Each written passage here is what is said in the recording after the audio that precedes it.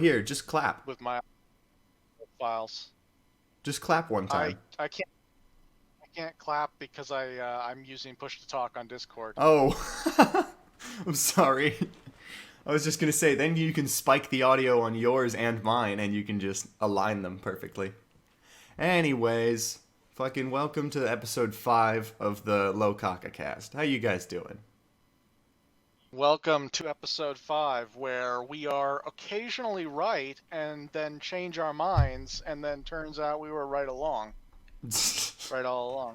We talk ourselves out of our only correct guesses, but that's fine. Dude, this is a monumental chapter. I feel like this is... Do you remember when we started this podcast? It was on chapter 93. Yeah, wasn't 93 actually where... No, 93 wasn't where we were first introduced to the package. I think it was, actually. 93... Let me go back. No, you were right. It was 92. Or no. 92 at the end, he lays down Holly on the table. 93 at the very beginning, he sends the package. Wouldn't that would be like the second episode then, right? Where we first started wondering what's in the package? I think this was our first episode. Or... yeah, maybe, I don't know. I'm looking it up. How does the math work on that? Yeah, the first episode was... You're looking it up. I'm just actually trying to math it out. The first episode was chapter 93. So we didn't have one for 92. Okay. 92 we just talked about as friends. We didn't have like a show about it yet. So yeah. But that's why I'm saying, like, I feel like our podcast has come full circle a little bit, because we started with 93 and I was like, I want to know what's in that package so bad. You heard it here first, folks. We can wrap it up now. Yeah. We can all go home. We know what's in the package. And also, like, I feel like a smart boy, because I knew what was in there, but Araki gave it to me in a way such that it wasn't... More or less. I believe your original guess was it's a little bit of the serum. Right. It's actually like the actual fruit. Yeah. But either way, I thought it was some sort of extract or essence of Locacacá. And so bringing a cut-up fruit, I was like, oh, okay, it makes sense. Because fucking... It now occurs to me, either the translation, when he originally said, it's okay if I'm made to go after him, or like the way it was written is like a little... It's weird. Yes, you know? Like, because he is not actually being made to go after him. He's making the head doctor come to him. True.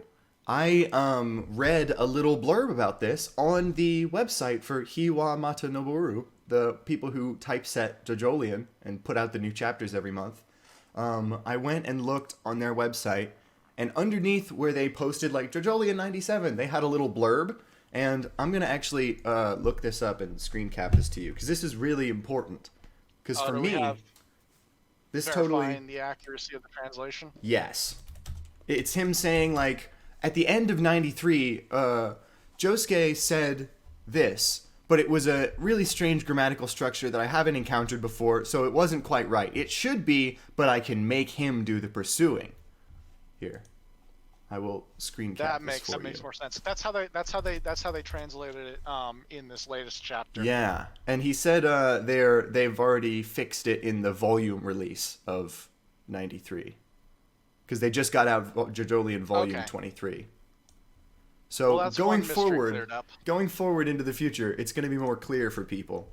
But yeah, that wasn't quite a correct translation.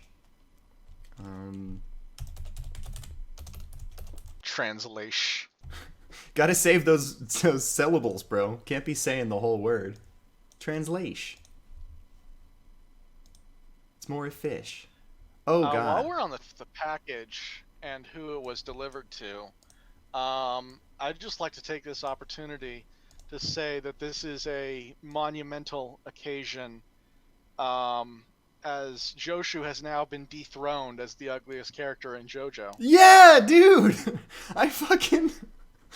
My friend on Twitter was like, "Who the fuck is this guy's barber?" And I was like, "Same as Joshu, obviously." Like, fucking, that's the only explanation for these weird ass haircuts is that, like, we haven't met this character, but I bet the barber in Morio is a real standout character. But like at least Joshu's bowl cut, is a haircut that you would see on a guy. This guy's got like straight up like little mini pigtails. Yeah. It's funny. It's almost like when Araki draws him from the front, you kind of forget that he has weird, like, huge bald spots on the side. You just think he has a bowl cut. Yeah.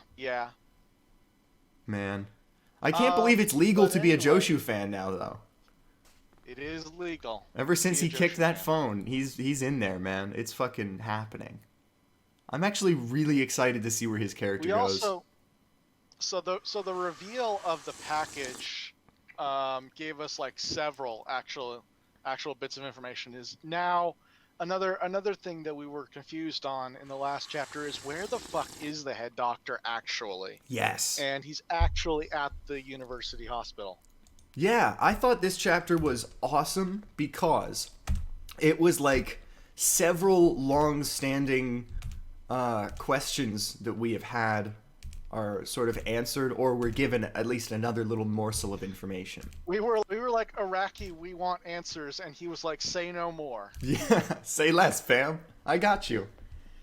Man, like, big questions, like what was in that package, and like whose side is Toru really on? Although that wasn't really like still up for debate. We kind of knew he was evil. But the fact that he comes out and has his big villain turn here, epic. We also have like new questions, or not really new questions, but like we have questions that have never been further from an answer. Like, who is Jojolion's main villain? Yeah. And I don't and like here's the thing. Do you want to wrap up the discussion on the package contents first, or do you want to talk about like let's wrap that Jobin package. Let's just get that discussion done first, and then let's get back to this main villain discussion. I would like to point out that we were right about him sending the package to the hospital, and that's why motherfucking Bike High delivery man is like, "Are you sure about this address?" But it was even smarter than that. He was sending it to a reporter at the hospital who he knew was gonna be there because the head doctor lecture just happened. So that was cool as fuck. And also, the package is genuinely like a really smart idea, because now Josuke is making the head doctor chase after him. Incredible. Although this is sort of related to at the end of the chapter when Mamazuku is like, "Oh my fucking god, the head doctor's behind me." This, do you remember when Mamazuku broke out of prison last chapter? Yeah. So, I'm looking at this picture of Mamazuku. Tell me if it makes sense for this picture to be like it is, and then in the very next one, for the head doctor to be, like, behind him. This is just like a, Are you sending the picture, or do you want me to look at a specific page? No, I'm sorry. I'm sending a picture, but I must find it. Oh, there it is. Great. Alright, so here's this picture of Mamazuku. This is like him re-raveling himself after he escapes in that guy's sweater. And he sees the head doctor, like, walking towards the hospital. He's clearly facing away from him. And the head doctor is, like, ahead of him. And now in this chapter, right at the very end, Mamazuku's like, "Oh my god, he's behind me. That's never happened before. He's always been in front of me." So I don't know how that happened. It's not really like a big plot hole, but I'm just like, oh, interesting. It's unclear. Yeah. Because it definitely looked like we were looking at him from behind. Hazard of being a medium of static images is it's not really clear what's happening. Yeah, that's true. When everything's drawn with such detail, and you only get certain panels to convey movement.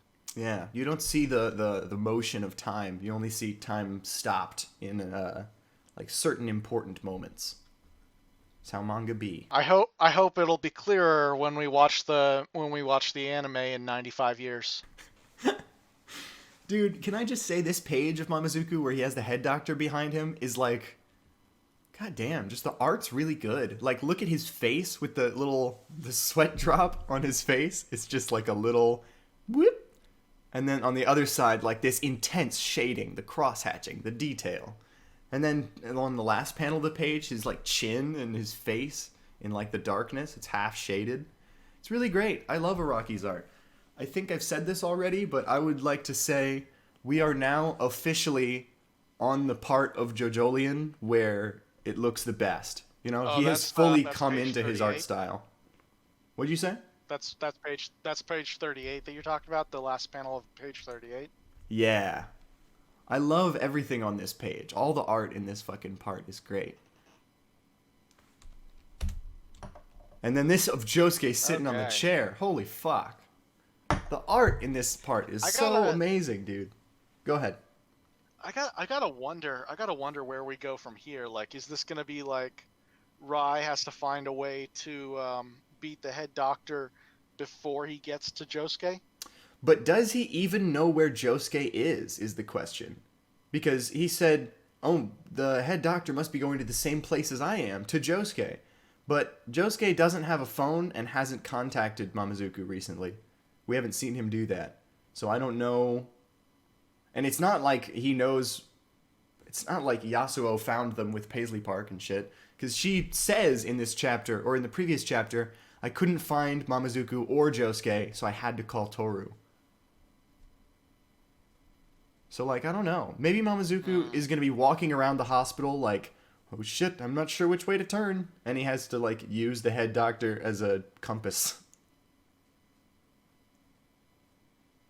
But, like, don't let the head doctor get in front of you. Yeah, true. But what if he's, like, walking down a long hallway and he's like, shit, I don't know if I turn at the end of this or not. And then he looks over his shoulder. Or no, if you look at the head doctor, you fucking, it's over. It's over. It's done. You're done. Yeah, he can't use the head doctor to guide him. He can only,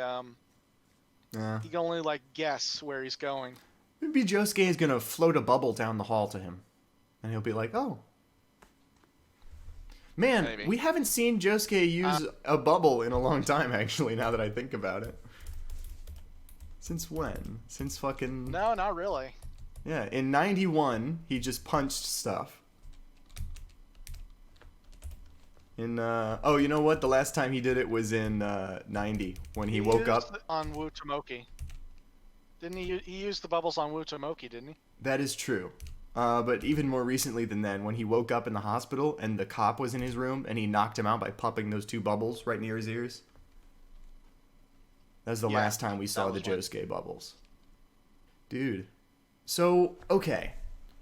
I want to go back to. Well, we haven't seen him use the bubbles in a while because we haven't seen him do anything other than trashing a room and sitting in it. Yeah, Josuke has been somewhat inactive. Other than he's making moves, he's making things happen. But you know, man, I feel like I got sidetracked from what I wanted to talk about on this chapter. What the fuck is with this? Is Mamazuku right about it being, like, karma-based? Because here's what I'm thinking. Sometimes they take very little damage, and sometimes they take a lot.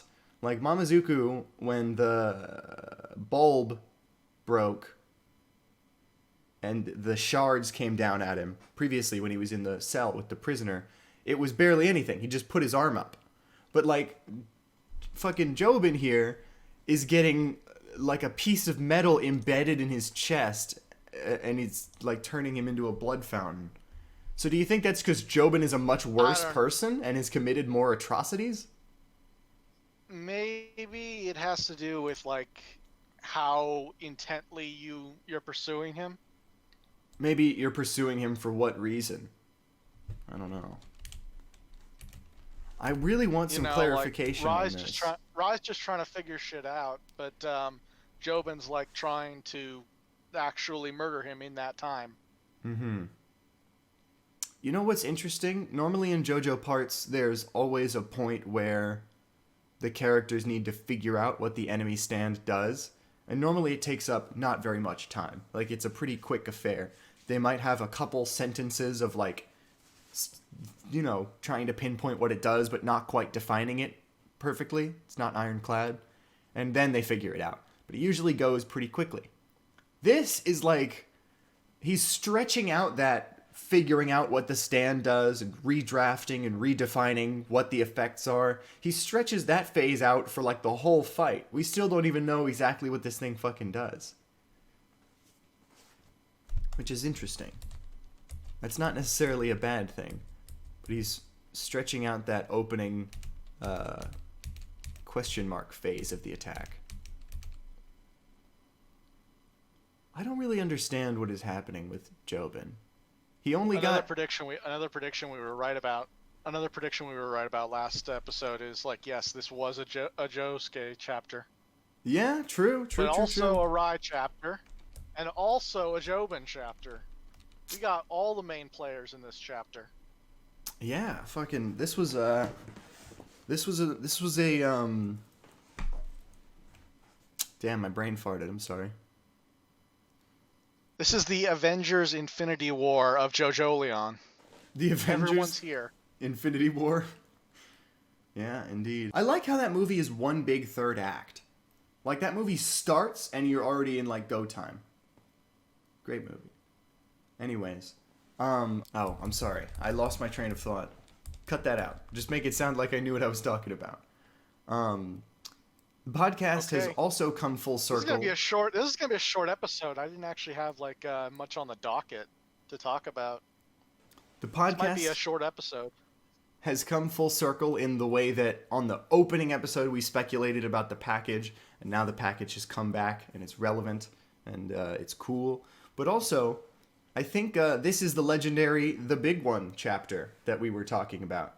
You know? You know how, like, when 93 came out, we were like, oh, man, the next chapter is going to be awesome. And then it was hiatus, and then it was, like, a shorter one, and then this, and that. And, you know, a new chapter comes out, and you're like, oh, this one was good, but maybe next month is going to be the big one where a lot of shit happens. I think this is finally that one. This felt like a big chapter. Jobin has been fucking completely brushed aside in this conflict, and is now not even participating. Barely alive, if he is. But fucking Toru has now just like swiftly moved over into the spotlight. It looks like Toru just took Jobin the fuck out. Yeah. In any other manga, he's dead. In any other manga, absolutely. But you know, and Jojo. Possibly this one. I mean, like I said before, it becomes more and more apparent to me with each passing chapter that there is no healer in this part. Yeah, the MacGuffin is the healer. That's why they need it so fucking bad. Also, this Jobin's injuries may possibly provide the excuse to fuse with Norisuke. Interesting possibility. I actually still do want to see that happen. That would be nice. That would be crazy. Fucking, Let's talk about the, well, actually, now that we're here, let's talk about the main villain, shall we? I guess. Do we still think it's Jobin? You know what? I do, because I don't see any way that Jojolion doesn't have another Jobin versus Josuke fight. You know? They had Beetle Tendency, and that was like a little sampler. Like a little, like, these guys are going to fight one day for real. And if that doesn't happen, it'll be like, what? I mean, can you envision? To me, it feels like we're having a game of chicken right now, right? And the oncoming train is the reveal that the main villain wasn't Jobin. Meanwhile, us staying on the tracks is us still believing in Jobin being the main villain. And so we're fucking just standing on the tracks, and then we are hit. Who jumps off first? Who jumps off first? Good question. I don't know if I really feel the same way about this as everyone else. Because I went on Twitter, and people were like, they did Jobin so dirty, my man. Right after they made him the best character, Araki had to kill him. And they're like all sad. And I'm like, man, he's so not dead. This is survivable. Right after he murdered his dad. Right after he murders his dad. Best Well, character. that gave his character a lot of emotional depth, and people were like, wow, this is a great villain. Anyway. Oh, on this page, go to page motherfucking right after the one where he slumps against the wall and he first sees the bloody handprint. On the very next page, where he opens his shirt and he sees the thing embedded into him. Sorry, do you have a page on that? Yes. Fucking 16. Or actually, I think it's 15. That's weird. It says Jojolion 9716 PNG, but then in Honeyview it says 15 out of 41. Oh, it's page. It's the one where he's opening his shirt to find the little valve stuck in him. Look on the bottom left of that page in the little circular panel where it's just his eye. Oh, in that case, page 15. Oh, okay. I guess it is 15 then. But look in the circular. Yeah, just his eye. That is a fucking Dio eye. That's like a part 3 Dio eye. I was just about to say that. Yup. Yup. I think that's so cool. You would be a fool. I think you would be a fool to believe that Jobin's out of the running right now. Oh, completely. I mean, Araki loves to do this. He loves to have characters take big damage just to scare us. But they're still in the story. If there's one thing Araki doesn't do in prior parts, and depending on how you feel about Kyo Nijimura, possibly not this part, but there's one thing he doesn't do, and that's waste characters. Yeah, absolutely. You know? I mean, Poco Loco, Anne. But other than that, or not Poco Loco, I'm sorry, Poco. Well, you know. Poco Loco is well utilized. He's a great character. I think Poco served his purpose. He was just a lure to get Jonathan to Widden Knight's lot. I think Anne also served her purpose, if she could be said to had one. But I also feel like the series would literally be better without her in it at all. Anne is one of those characters that like it's like a normal person among this cast of like superhumans who is like Anne serves as sort of like the point of view of like what the fuck is happening. Yeah, I don't get it. True, but I wonder why Araki felt that we needed one after we've already been doing stand battles. We got a better version of that. We got a better version of that later in part 4 with Koichi. Yeah, exactly. You know what I miss about JoJo? That like it still happens sometimes, but it's not happening in part 8. The commentary character. You know, like in part 1, Speedwagon. Whenever Jonathan does something, Speedwagon's like, "Oh my God, Jonathan's turned the tide of the battle," you know. And then in part 2, that happens as well. Speedwagon withdraws. Yeah, coolly. there's always like the commentary character who's standing by and commentating the fight and like being surprised. And then that goes away after some point, but that's very charming. It strikes me as like a classic JoJo thing. I mean, he also did less like narration bubbles. Yeah, that's true. Too. Do you remember in fucking parts 1 and 2, there were a lot of narration. Part 3, there was some, but like there was tons of. There is no narrator in like later parts. Yeah, like, there is, but he comes in for like 1 second. And this is more apparent in like if like you watch the anime. Oh yeah. Where the narrator's actually voiced. That's what I was gonna say. I think sorry. What you usually see more often in later parts is you have an actual character from the part come in to do like 1 page of narration as like a story setup. Like Koichi in part 4, Yasuo in part 8. Yeah. It's not like third person omniscient narration. It's like from the point of view of an important character. Man, I wish I could find like Yeah, I don't remember where it is in JoJo, but it's in part 3 or part 4. I think it might be part 3 when Iggy has his fight, because then all of a sudden we need the narrator. But yeah, there's some part in JoJo, either 3 or 4, where the narrator has been gone for like 20, 25 episodes. Like, there's been no narrator for so long, you forgot there even was one. And then suddenly he goes like, just then, the Joestars encountered. You're like, oh my god. I forgot this was even that series still. Oh yeah. I think it was like part 3 when they arrived in Egypt. Yeah, that might have been it. I think that literally might have been the moment, because the narrator starts saying all this stuff, like, they traveled far to arrive in Egypt. And you're like, I forgot there was you. I forgot you were here, Toru Okawa, narrator man. Your narrator voice there sounded like the Pokemon narrator. Oh, I was doing next time on Dragon Ball Z, but I'm glad it worked. Just then, the Joestar group arrived in the Johto region. I'll turn my frying pan into a drying pan. Dude, fucking, we need that in this series. The drying pan could have saved Jojo. Polnareff would be the Brock of the group. Let's be real. Literally true. But think if Josuke had a frying pan, he wouldn't have got shot through the face by those raindrops. Avoidable. Anyways, fucking, I'm not really that worried about Jobin. He would still have been shot through the arms, though. That's true. The arm holding up the drying pan. Entirely true. Remember when Namazuku, like, unravels himself to try and shield Josuke from the rain, but it doesn't work? That's so nice. That's such a great moment. Just like the detail of that he reached out his hand and tried to do something, even in vain. But yeah, I'm not really that scared for Jobin.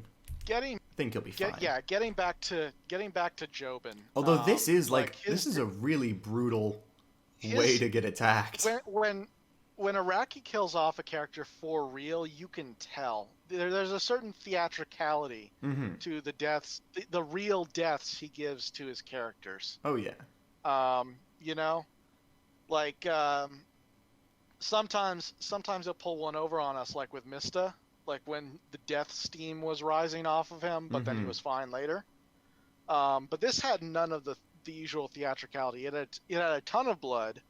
But there was no death steam. There was no box that showed up with his name on it. That box is the ultimate fucking deciding factor. Can you hear my cat? Except when it's not, because... Was that your cat? Yeah, that's a loud motherfucker. Hold on a sec. Give me one moment, man. I'll be right back. Bruiser, what do you want? Alright. Okay, I have returned. Sorry, I had to go feed him. What? Oh. He was a hungry boy. But you were saying that the box is the deciding factor. Oh yeah. Well, but that's actually not true.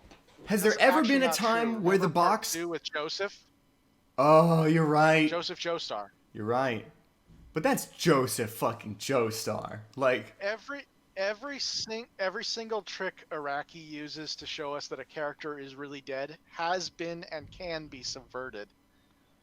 Even when your ghost is rising out of your body, it doesn't matter. Because if you have something that you want to tell your buddy bad enough, you will slip back into your body and just tell him. Apparently. I love the way that the Bruno thing was handled. I'm not even talking about part 5. When in Bruno's fucking ghost 3 was rising out of his body, he was actually dead. I was talking about 3. I was talking about 4 with Rohan. Wait, but Rohan is time travel. That's not even like a... Okay. I mean, how would... That's fair. Yeah, like if he dies in that and then you rewind it and then he's like gone, how would that work? Who killed him then?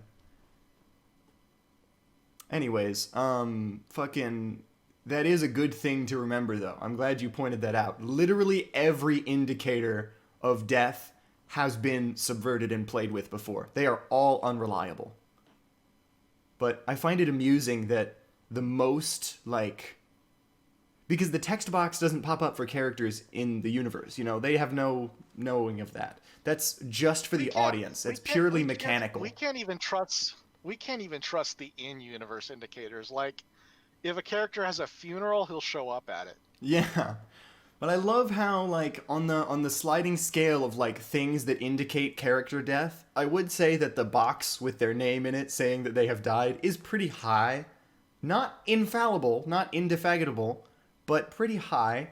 But I like that the one character who's able to subvert, like, Did Dio get a box?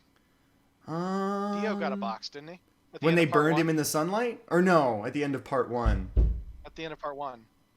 No, Jonathan got a box. Because I think, well, Jonathan got a box, but his box said that he sacrificed himself to kill Dio, right? Yeah. Was that the first box? That's the first one I remember seeing that left a big impact. When it zooms out and it's the sea and it says Jonathan Joestar has died. Well, I don't remember if Zeppeli got a box. Good question. I don't remember either. But yeah, this doesn't strike me as a moment where Jobin dies. He's just being like taken out of this current conflict. In the anime, the music is also a good but still unreliable indicator. Oh, the music of whether they're dying or not? Yeah, that's true. But I think it's still unreliable. Mista got the sad music. I think Mista is actually maybe like the best death fake out in the series for me. Like the one that I fell for the most, the one that really worked. It fooled me after I had read the manga. While I was watching the anime, I thought Mista actually died. Well, I don't know what to even say to that. You don't remember the end of the part where he's like critically the only one besides Giorno alive? But in that fight, though, I read it a long time ago, but maybe like it did, like I don't know if it fooled me is like the right way to say it, but like for that moment it convinced you. You felt the feelings. That's bullshit, but I believe it. Well, also, like, fucking when you're watching an anime that you've already read the manga of, you're not thinking every second, like...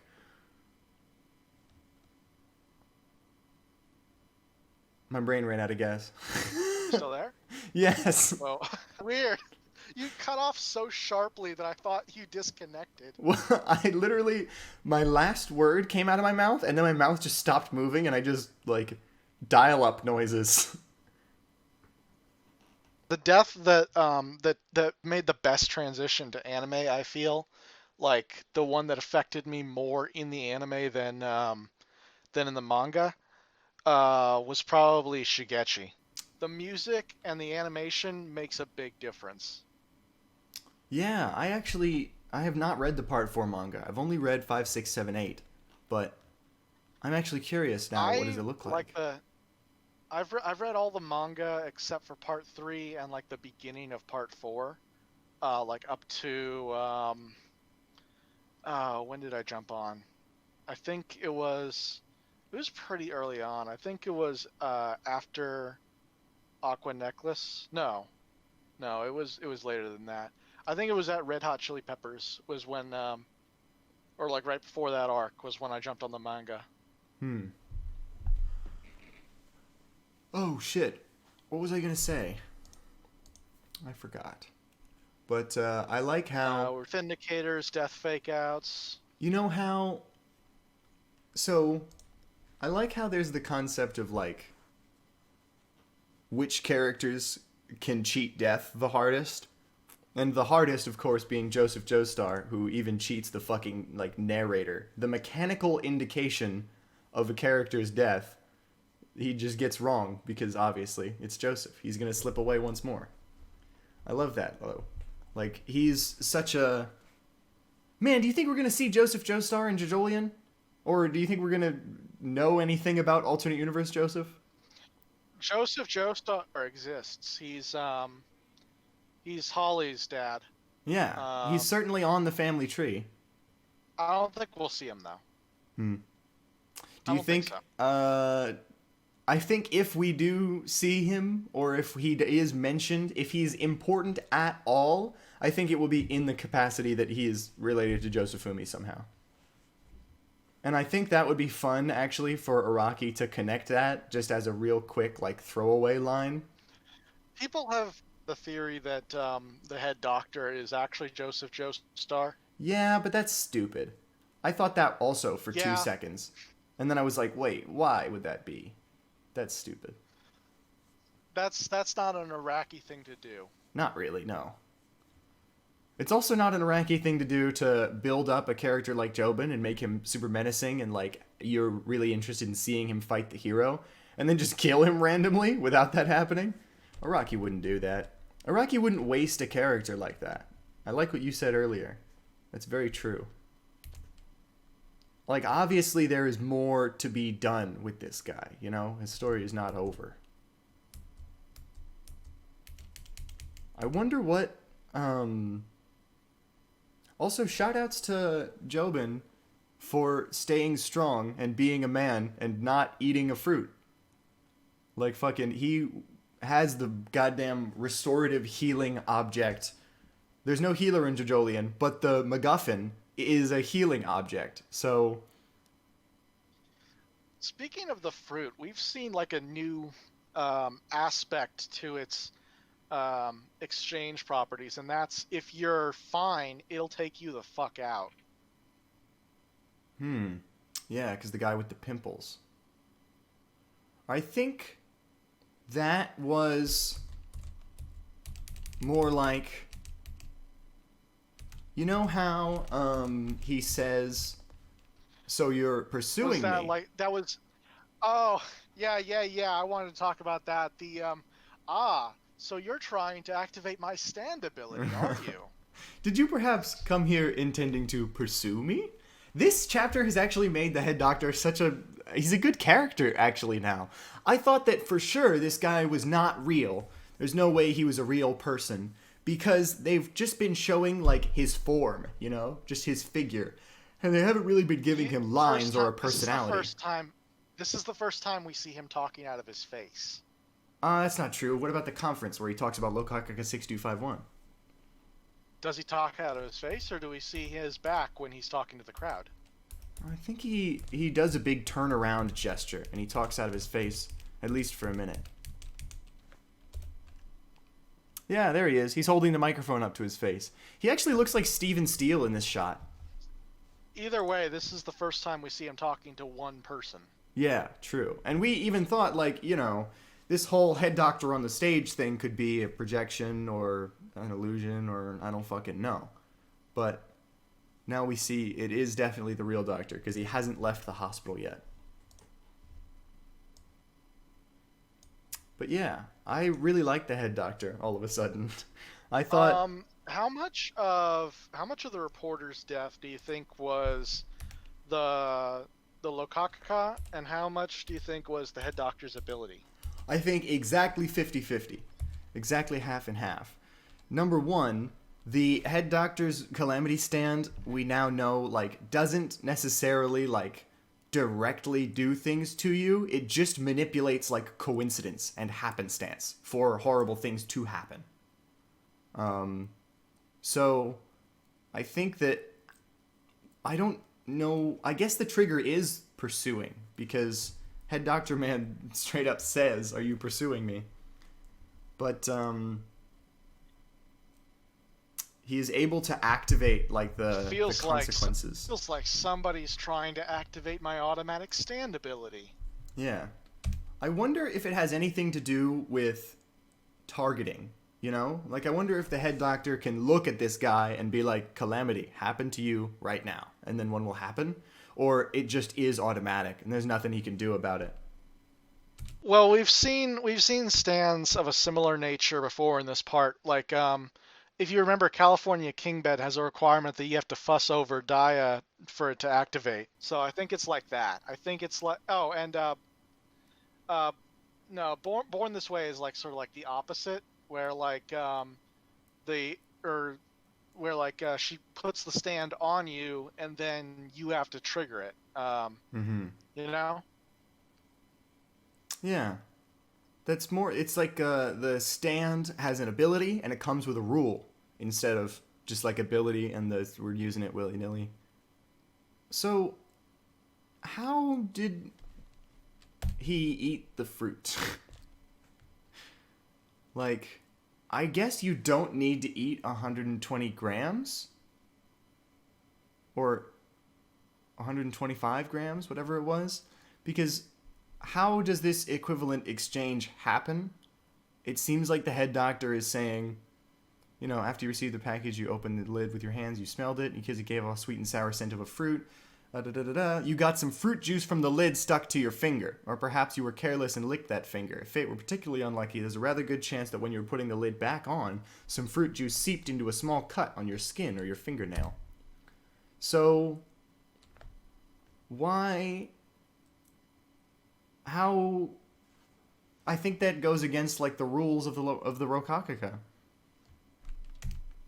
Also, It does seem like the effects are a bit exaggerated. I mean, like a little bit of the juice shouldn't be enough to initiate remove all an of your exchange. pimples and snap your neck. Yes, it should be not nearly enough.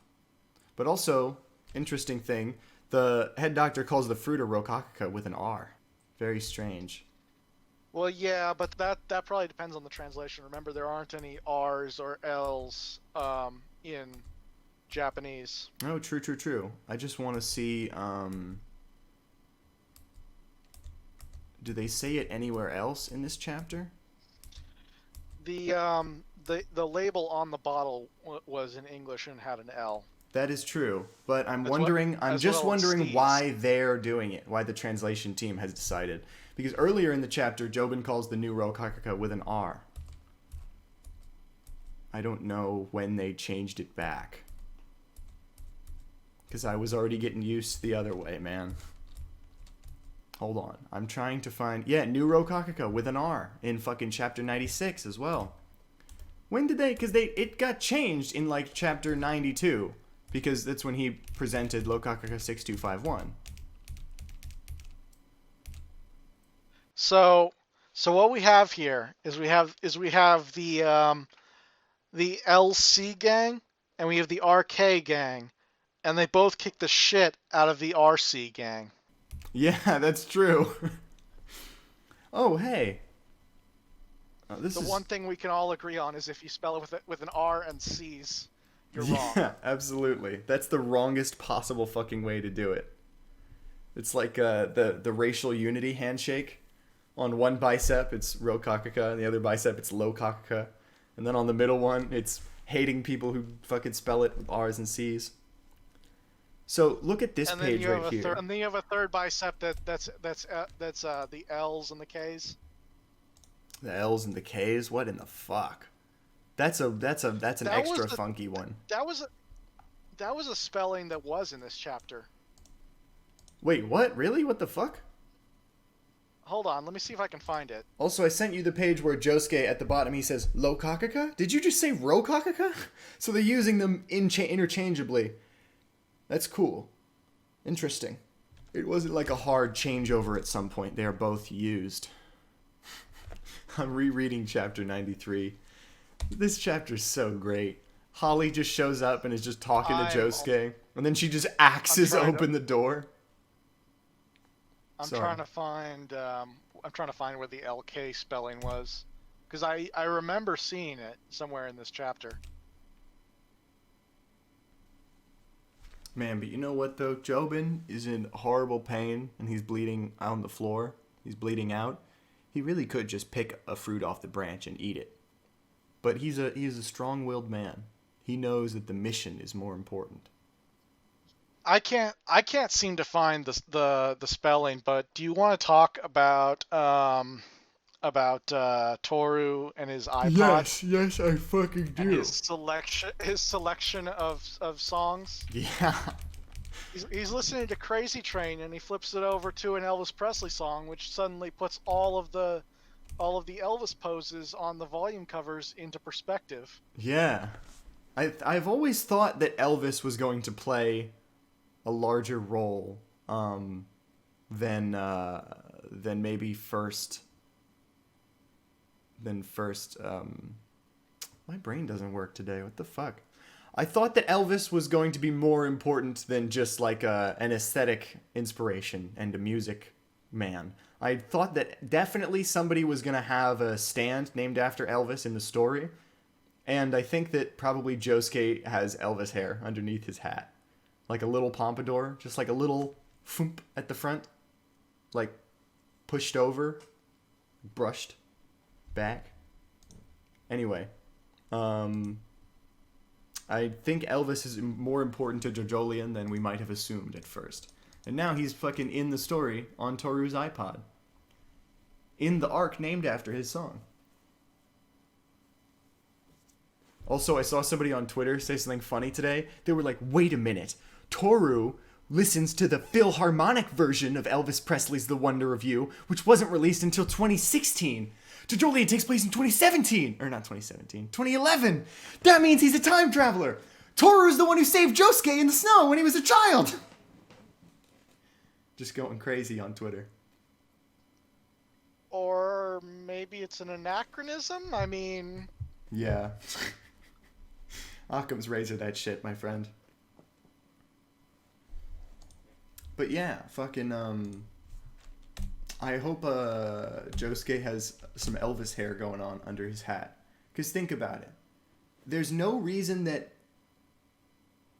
Okay, I'm going to take a sip of coffee, and I have something for you. Get ready.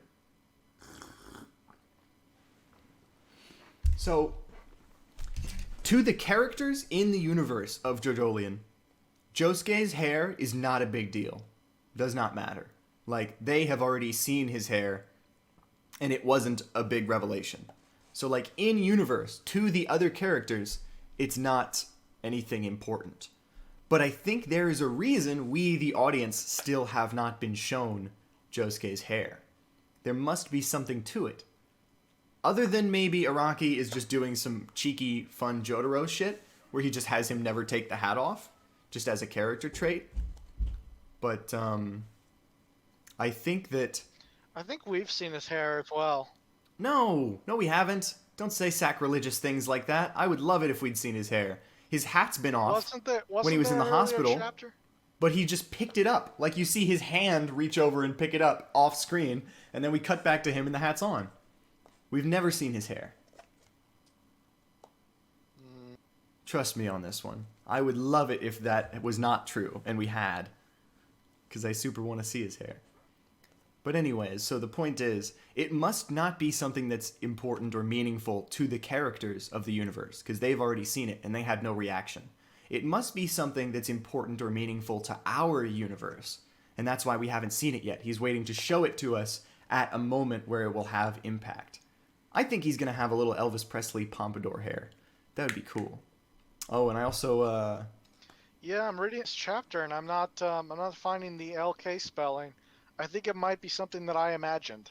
Possibly. I mean, I didn't remember that from anywhere, but it's also... I didn't say, like, that's not true, you made that up, because it's possible.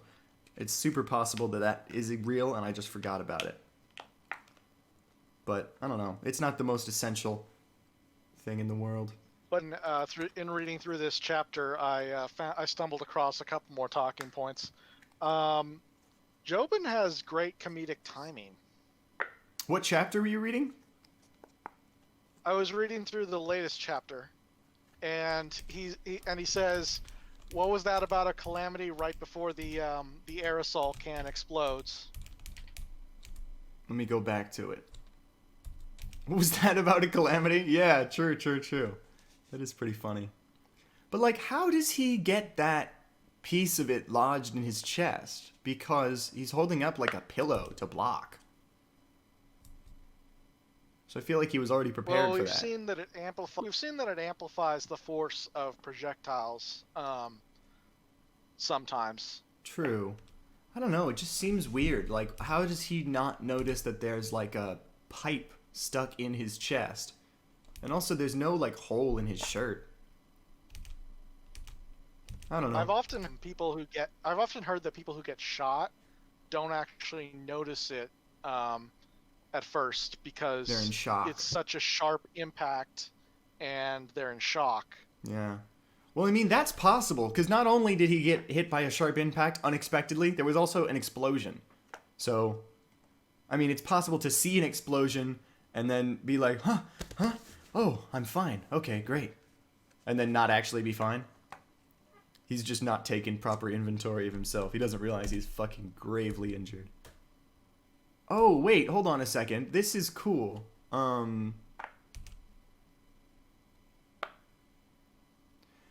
Okay. Why can't Jobin see the head doctor? There's actually... Like, it's not just that he hasn't seen him yet. He is physically incapable of seeing him. Like, he says that in this chapter to Mitsuba. He says, I can't see him. I'm not able to see him. That's what he says. I don't know. It's like... I thought for a moment, this was my theory. Oh, sorry. I was pausing. The head doctor... It's like the head doctor is to Jobin what stands are to a normal person. Yeah, but what is the trigger for that? Why can they all see him, you know? Previously, I had guessed that it's because, like, they all already know about the head doctor from something else, and Jobin doesn't. Like, Jobin is just meeting him as this weird stand guy. Everybody else is already, like, aware of him and afraid of him for other reasons. Hold on. Did the guy in the cell with Mamazuku actually ever see the head doctor? No. I think it might be that, like, if you're going to die soon, he's invisible to you. Oh, fuck. I don't... Wait. Oh, well, no, that wouldn't have any effect on the reporter guy, because he wasn't looking at any head doctor clones. I don't fucking know. That's nuts. I wonder what the reason could be for why Jobin can't see him. I think it's probably because he's gonna die soon. Damn. But do you think that there is a version of Jojolion, even more so that it's likely we're gonna get this version, where Jobin and Josuke don't fight? I can't imagine Jobin would get taken out before that. I mean, this part's been like sort of subverting our expectations. That's for true. a while about a lot of things. Think about this. Part 7. I mean, how long was it before we even had a good contender for a main villain? An extremely long time. But think about this. Part 7 is also very much a part that's trying to, like, give you what you didn't know you wanted and, like, subvert your expectations and do new things that are uncommon in a JoJo part. Like, not only do our not... This is what I love about Araki. He fucking gives you what you didn't know you wanted. Jonathan Joestar dies. Not only does the fucking main characters not win the race and they don't achieve their goals, but fucking, like, the race is won by, like, some other asshole. But the point is, all of this subversion, all of this, like, playing around and doing unexpected things, Araki does still have Johnny fight Dio at the end. You know? He does all this fuckery, but he still delivers the goods. The subversion there is that Dio is not the main antagonist. Yeah, true. And we are like, oh wow, I guess Dio was just a good guy in this one when he dies against Valentine. And then it's double subverted when he brings over, like, the real Dio. I mean, I don't think you can say Diego is a good guy. Well, you know, the best thing that we can say about him is enemy of my enemy is my friend. You know, he was at least on our side somewhat against Valentine. But also, I think he is maybe not a good guy, but, like, a less abjectly evil person than regular Dio. You know, he has, like, dark motivations and he's trying to do, like, sneaky, underhanded things, but he's not... I don't know. I feel like alternate world Dio is much more just, like, murder... Original Dio. Destroy all things. Diego, I feel like has more of a personality. You see him like making plans to use people and rise up the ranks. Dio is sort of just like grantedly powerful. There's surprisingly not a lot to talk about in this chapter, is there? Or there is, but there's not. We don't have a lot to say about it. Yeah, I feel like there is other things I wanted to go over here. Hold that thought. Sure. Hold that thought. Okay, so at this point, my microphone malfunctioned, and I'm not actually sure how to fix any of this without going back and re-recording all of it. So this is what we're dealing with. All right, well, cool. Fucking, you got it done, though. Now. Yeah. What was the thought that I asked you to hold while I dealt with this personal crisis? Well, I don't remember off the top of my head, but I do remember what I was going to talk about next. I don't remember what you said hold that thought on, but I was formulating something to talk about when you came back, and I'm ready. I've got it. I don't know if it's the same thing, but this is what I was going to move to next. I went back to chapter fucking 96, where Mamazuku breaks out of prison, and I've been rereading his explanation of how the stand works to the guy with the knife who stabs himself in the throat. Which, by the way, I love Mamazuku. Mamazuku is one of my favorite like Jojo characters from this part. He's a great character. When he stabs himself in the throat and he says, "Good! There's human rights to consider. I feel bad for you, but I've been waiting for you to commit an act of self-injury." And he's already unraveling himself. Mamazuku's sick. He's the greatest. But, so here's the thing. Do you remember when we were talking about, did the guy who stabs himself in the throat even ever see the head doctor? And we were like, no, I'm pretty sure he doesn't. Yeah, yes. Well, on the moment where Mamazuku pulls out the phone, well, he pulls out the phone and then he says, da-da-da-da-da, if I get up like this to try to get a good look at his face, and then the light bulb explodes. And he says, yeah, that happens. Calamities. Now let me try and call Josuke with the phone. And then it fucking, the little chicken thing bursts open and there's maggots. And then he uses the phone to take a picture of the head doctor. He says, I wonder if I should take a photo of him. Let me try zooming in first. And he takes the picture, and then it cuts directly to, like, the reaction shot of murderer guy with the knife. So it's like Mamazuku takes picture, we zoom in on the phone, picture, and then we cut directly to murderer guy's face. And he's going, ah! So I think he does actually see the head doctor in Mamazuku's phone, and that is why, you know, when he picks up the knife, he fucking just kills himself. He had to see the head doctor in order to have bad things happen to him. Because think about it. Like, beforehand, when Mamazuku got up, the light bulb exploded, but we only see the shards hitting Mamazuku. The shards, like, just miss the other guy completely. He doesn't get a single shard. So it was Mamazuku's action that caused the light bulb to break, and then it was only him who was hurt by it.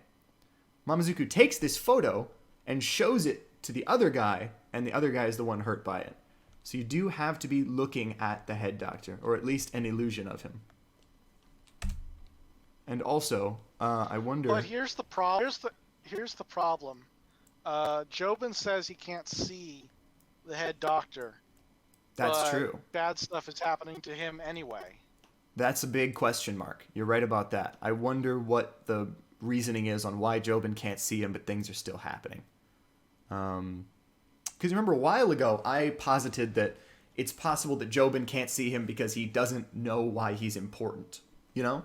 Like, Josuke, Mamazuku, Yasuo, Mitsuba, they all have a pre-existing connection to the head doctor. They understand, like, this guy's got a strong power, he's bad news, we're trying to do something about him. But Jobin is just like, huh? Somebody's at the house? You know, like, he doesn't know about the head doctor. But now, like, Mitsuba's told him, and he, like, sort of understands what they're fighting, but he still can't see him. So I don't know. I thought maybe the illusions only worked if you, like, already knew about the head doctor. The other thing I wanted to talk about with Mamazuku and this prisoner guy, when he says, even if you can't see him, it's like I said, it's karmic retribution. How you interact with society in general, everything you've done up until this point all relates to his energy. Very interesting. And then a minute later, there are more photos after that. It's a karmic link, and that link remains forever. What does this mean? I think that your karma, okay, because like we have several different stats that we think might be why the head doctor is attacking you. You know, we've got the pursuing him versus not pursuing him. We've got seeing his face, and then we've also got Mamazuku says it's karma, so it could be based on like your own actions, and we don't totally know like which one it is mainly. But here's the way I think it breaks down. Because the head doctor said to the reporter, "Are you trying to pursue me?" I'm pretty sure pursuit is the activation condition, and karma affects how much damage you take, like how much you are injured by the calamity, by the random happenstance thing. Because, like, you know, Josuke has killed people. The problem is... So he got a big fat raindrop through the head. But, like, Jobin has been, like, way worse about it. Mm-hmm. And the only calamity that we see happen to him is horrible. He gets instantly destroyed. The calamity is so bad it takes him out of the fight right away. I see it. And same thing with this murderer guy. This guy like killed a bunch of children with a kitchen knife at a bus stop. And so his calamity is so bad, he stabs himself in the throat, killing him right away. I think that like the worse of a person you are, the harder the calamity is going to hit you. Which is why, like, Josuke got hit really hard, but didn't die. You know, like he has killed. What about Yasuo? Good question. Good question. I don't know. Maybe. Well, I wonder if there is going to be a literal like, hold on, let's go back and check all of our characters' body counts. Who did what? Because if that happens, you know, like fucking. Yasuo saved Josuke from Dolomite, and then didn't she just leave him in the mud, like sinking? I think she killed him, technically. I think Dolomite's alive. He's alive? Yeah, I don't know. I think they left him alive.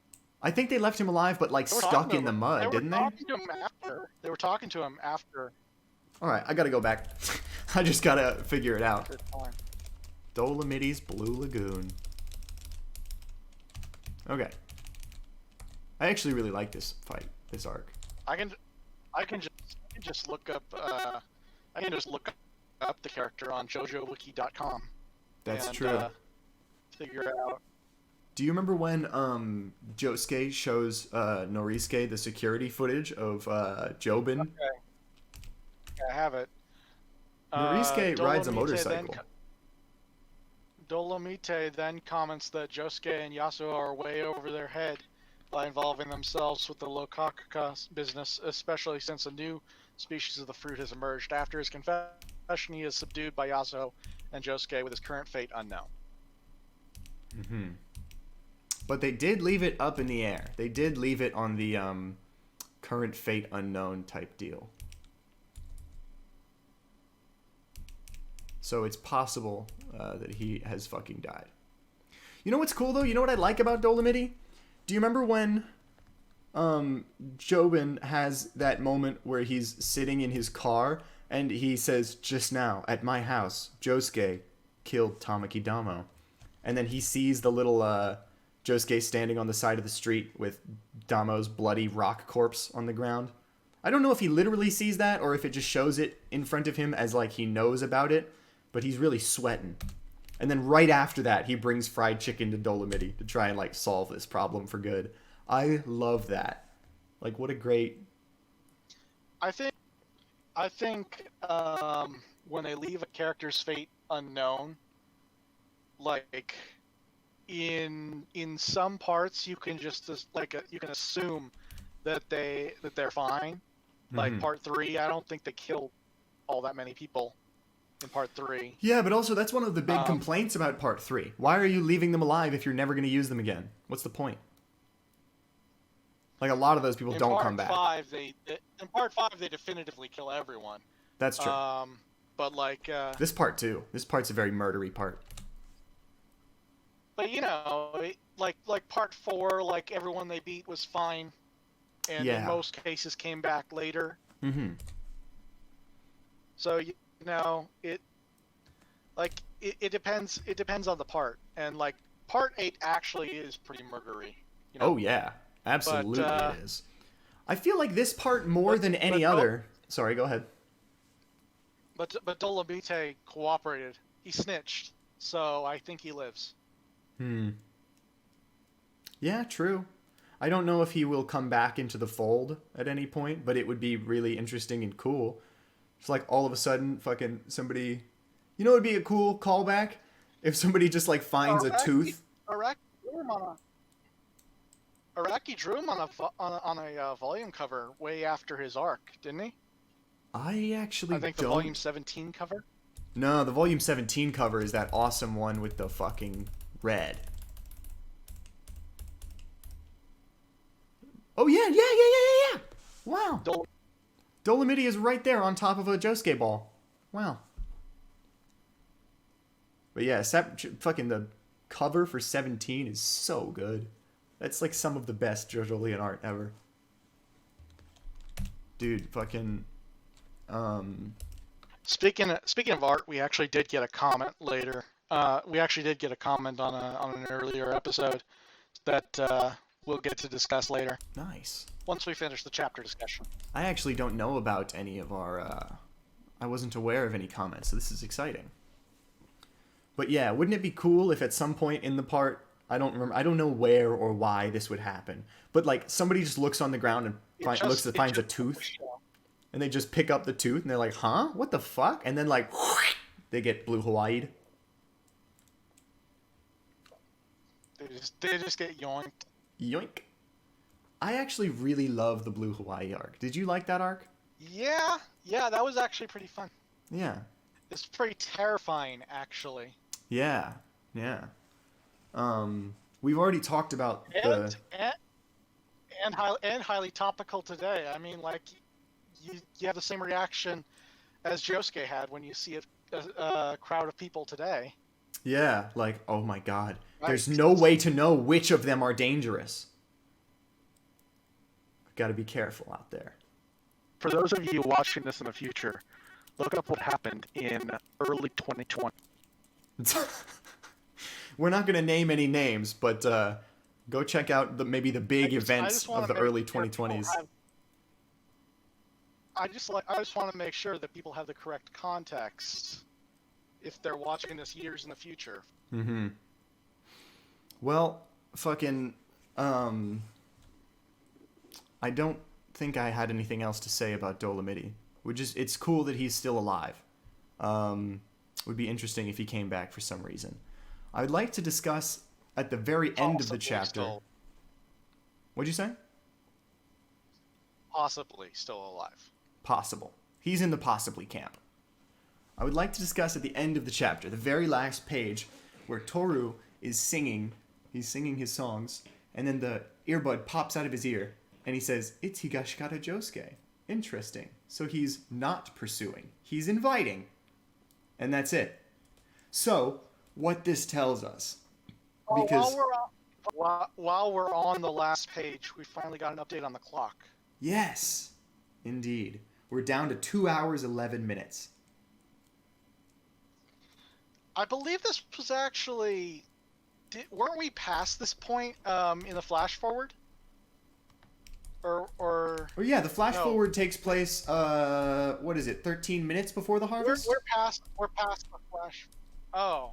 Are we not past the flash forward? No. I thought the flash forward was 3 hours. No, the place that we were at was 3 hours, because when he kills Norisuke, he says, 3 more hours. The fruit is immature right now, but at sunset we'll be able to harvest it.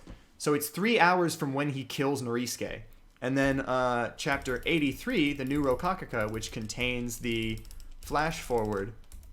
2 hours and 58 minutes until we find out what the fuck is happening in the flash forward. Oh, yeah, the new Locacacast. Here it is. It's right here.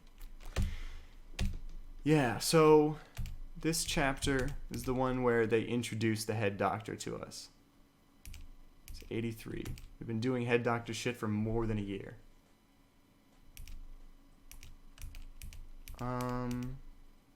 Right, okay, so the flash forward. The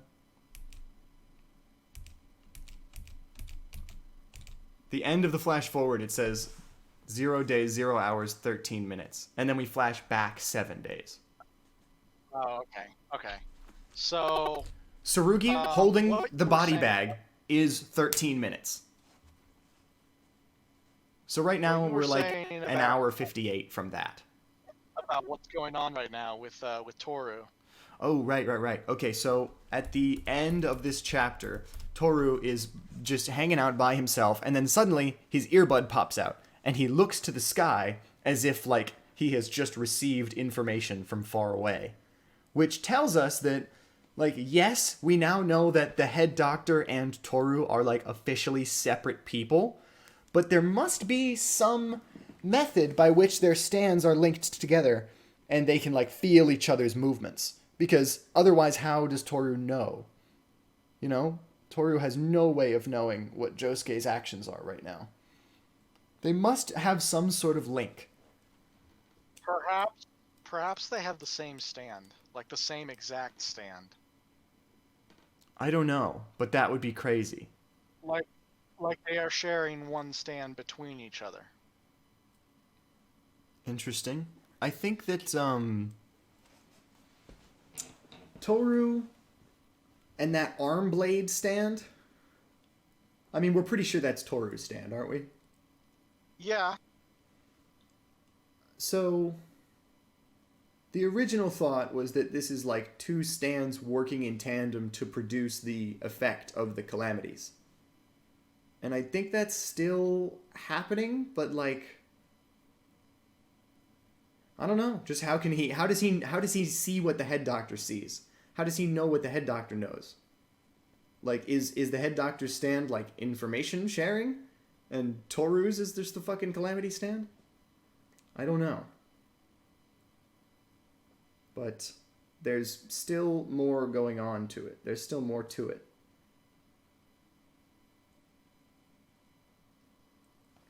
But we have definitely confirmed that they are linked.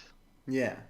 There's no way that they're just, like a classic, like, two guys with stands that they have to fight, like a stand user team. It's not quite like that. There has to be some supernatural extrasensory thing going on. Because he can fucking see through the other guy's eyes. Or actually, no. I don't even think he knows this from the head doctor. Because does the head doctor know that it's a trap? That Josuke is inviting him? No. Wait, hold on. Well, the head doctor knows that he's going to see Josuke. That's what he says to the reporter. He's like, I already know who sent it. I know who it was that sent that package as well. Yeah. So, he's going straight to Josuke to, like, fuck him up. But does he know that Josuke wanted him to do that? I think the head doctor and Josuke are just gonna have a conversation. Yeah, you know what? That would be really cool, actually.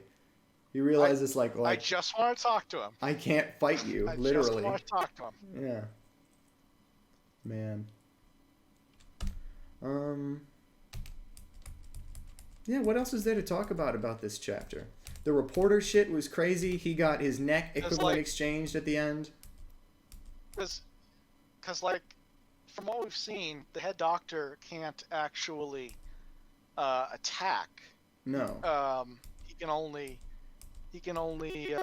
react to being attacked. Mm-hmm. And Josuke knows this, so he won't attack. Head doctor can attack. It's like, we're at an impasse. Let's figure this out. Yeah, I guess so. That would be really cool. Instead of doing the fight, he just is like, I have a more intelligent way to work this out. That would be pretty cool. I don't know if that's how it will go down, but hey, you know how they're Bike High, this guy in the fucking in Jojolion, the delivery man, Bike High. I wonder if there's a page for him on the wiki. Nope, still no. I think somebody should make a page for Bike High guy. He's my favorite minor character. Dude, I guarantee you he's not. I've been here before.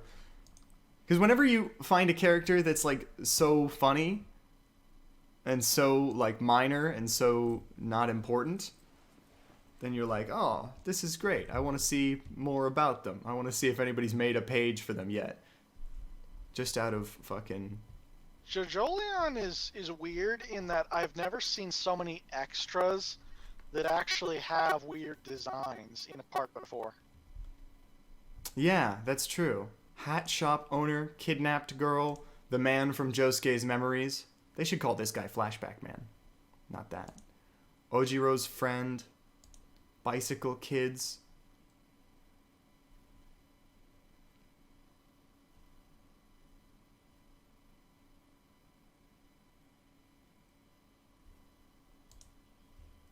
Johnny's daughter, oblivious grandmother. Bus stop murderer.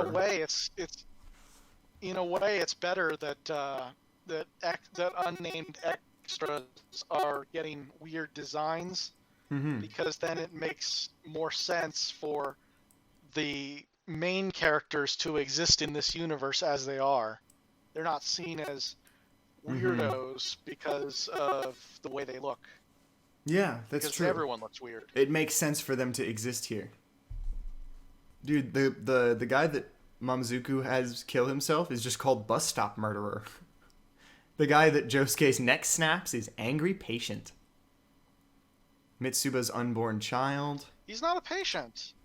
He's not a patient. He's the guy that Josuke's neck. You're talking about not Josuke's neck, but the guy Josuke puts up the bubbles and the guy tried punching him and he snaps his own neck somehow. I don't remember that part at all. That's why he gets arrested, man. What chapter was that? 86. Oh, was that when they were initially pursuing the head doctor at the at the hospital? And okay, hold on. Let me see if I can find the character that you're... Because I think is it the guy that tosses the cigarette butt at Josuke? No, the cigarette butt gets fucking flicked by like a car. Just driving over it. The guy is angry that Josuke's blood got on him, and he walks over and he's like, hey, you motherfucker, what did you come to this hospital for? Are you diseased? Am I gonna get sick now? And he gets really mad at him, and then Josuke just tries to block his punch, but he blocks it, and then the guy's neck goes immediately. And he falls to the ground, and people around him are like, what just happened? And Mamazuku is like, Josuke, we gotta get out of here, bro. Yeah, Mangadex is loading really slow for me right now. Here it is. It's motherfucking chapter 86, page... Oh, damn it. I don't know what page. On my thing of the full volume, it's page 162. But it's chapter 86, like near the end. You know when Josuke carries Yasuo over the car with the soft and wet bubbles? Like they're both about to get hit by a car? Only vaguely. This is in chapter 86 also. This is during the head doctor shit. They're both about to get hit by a car, and he moves them with soft and wet. Like he moves himself and Yasuo. And Yasuo, while she's on the cloud of bubbles, she says, softo and wetto. Which is cool as hell, because that reminds me of when Mista screams Gold Experience for Giorno, because Giorno's already frozen. Anytime a character says somebody else's stand cry, it's a real treat. Like in the anime when it's voiced. Or not stand cry, but like their stand name. The thing they say. I think that's simultaneously really awesome and also really stupid, because we know they don't need to say it. Yeah. Just do it. That literally is true. But I feel like I feel like Jojo is all about that shit. Why do anything? I'm only doing this to be cool. Correct. So, when Yasuo says soft and wet, I think it's more like she sees the stand and just realizes what's happening.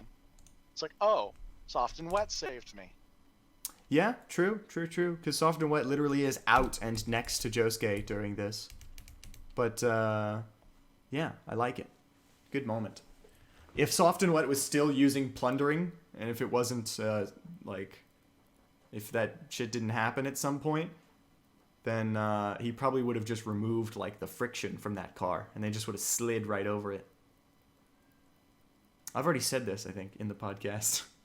Oh, I just saw the guy that you're talking about, the angry patient. Yeah, he's got, angry patient. He's got like a spiky head. Mm-hmm. He's got a spiky head, and he gets his neck snapped instantly. So that is why Josuke fucking had to go to jail. I'm trying to see if Bike High has an entry under minor characters. But I see a cigarette in his hand, though. Is that the same cigarette that gets flicked by the car later? No, I think the cigarette car thing, already has happened. Like a minute ago. Like when Yasuo starts running after the bus. Go back 5 or 6 pages.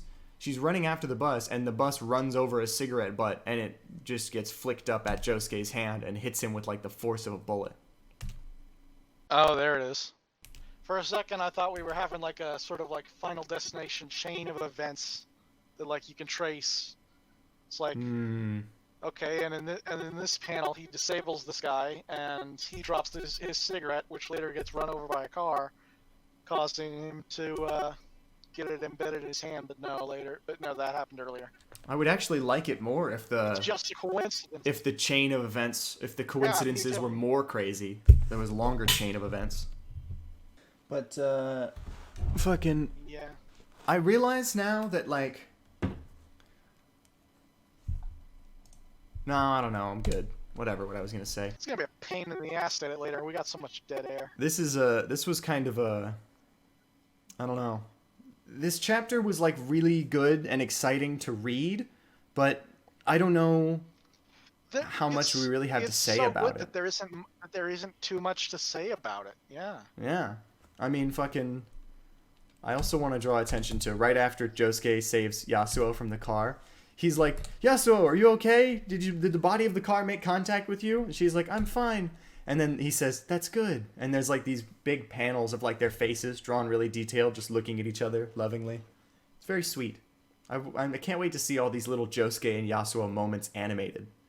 You remember when I was talking about in the hospital when they just clear up a misunderstanding and then they just keep running, or keep going on the mission? I love that shit. Yeah. Also, the fucking minor characters page is just bullshit. This is garbage. They have an entry for Tauka, the reporter from Pangea Land, from this chapter. They have an entry for him. He's in there. They do not have an entry for Bike High. Bike High's been around for more chapters than Tauka. He's in 2. What the fuck? I want to see it. Give it to me. What's the point? Put Bike High on the wiki. He's got a name. He does. He's Bike High. The reporter, I mean. The reporter has Bike a High name. is the name of the delivery company. Listen, man. He says, hey, Bike High here. It's a one-man delivery company, and he named it after himself. The stand is named the same thing as the guy. The delivery service is named the same thing as the guy. What? This is canon until Araki tells me otherwise. Now? It's a stand now? No, but it's the same concept as stand named same thing as guy.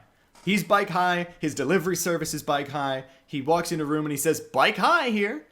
Until Araki tells us his real name, I'm assuming his name and his job and his delivery service are all called Bike High. Please, Mr. High was my father. Man. I like how Josuke, dog, has an entry in the minor characters page. What does Yasuo mean Josuke looks like a dog? How does he look like he has a dog's face? This is a stupid question. Maybe it's like puppy dog eyes. I don't know. Maybe it's his big puppy dog eyes. Alright, man. What the fuck else are we even trying to say about this chapter? I don't know. Do you want to do predictions and then do comments and corrections and then get the fuck out of here? Yeah, I guess so. I guess that is exactly what I want to do. Predictions. My main prediction is that... well, I have a specific prediction, but that's because I think I'm going to be right about it.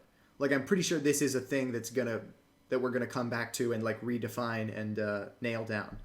I'm pretty sure I'm right about the karma thing being how much damage you take, because Mamazuku sort of brings that up like it's maybe it's a candidate for like what the condition is for attack.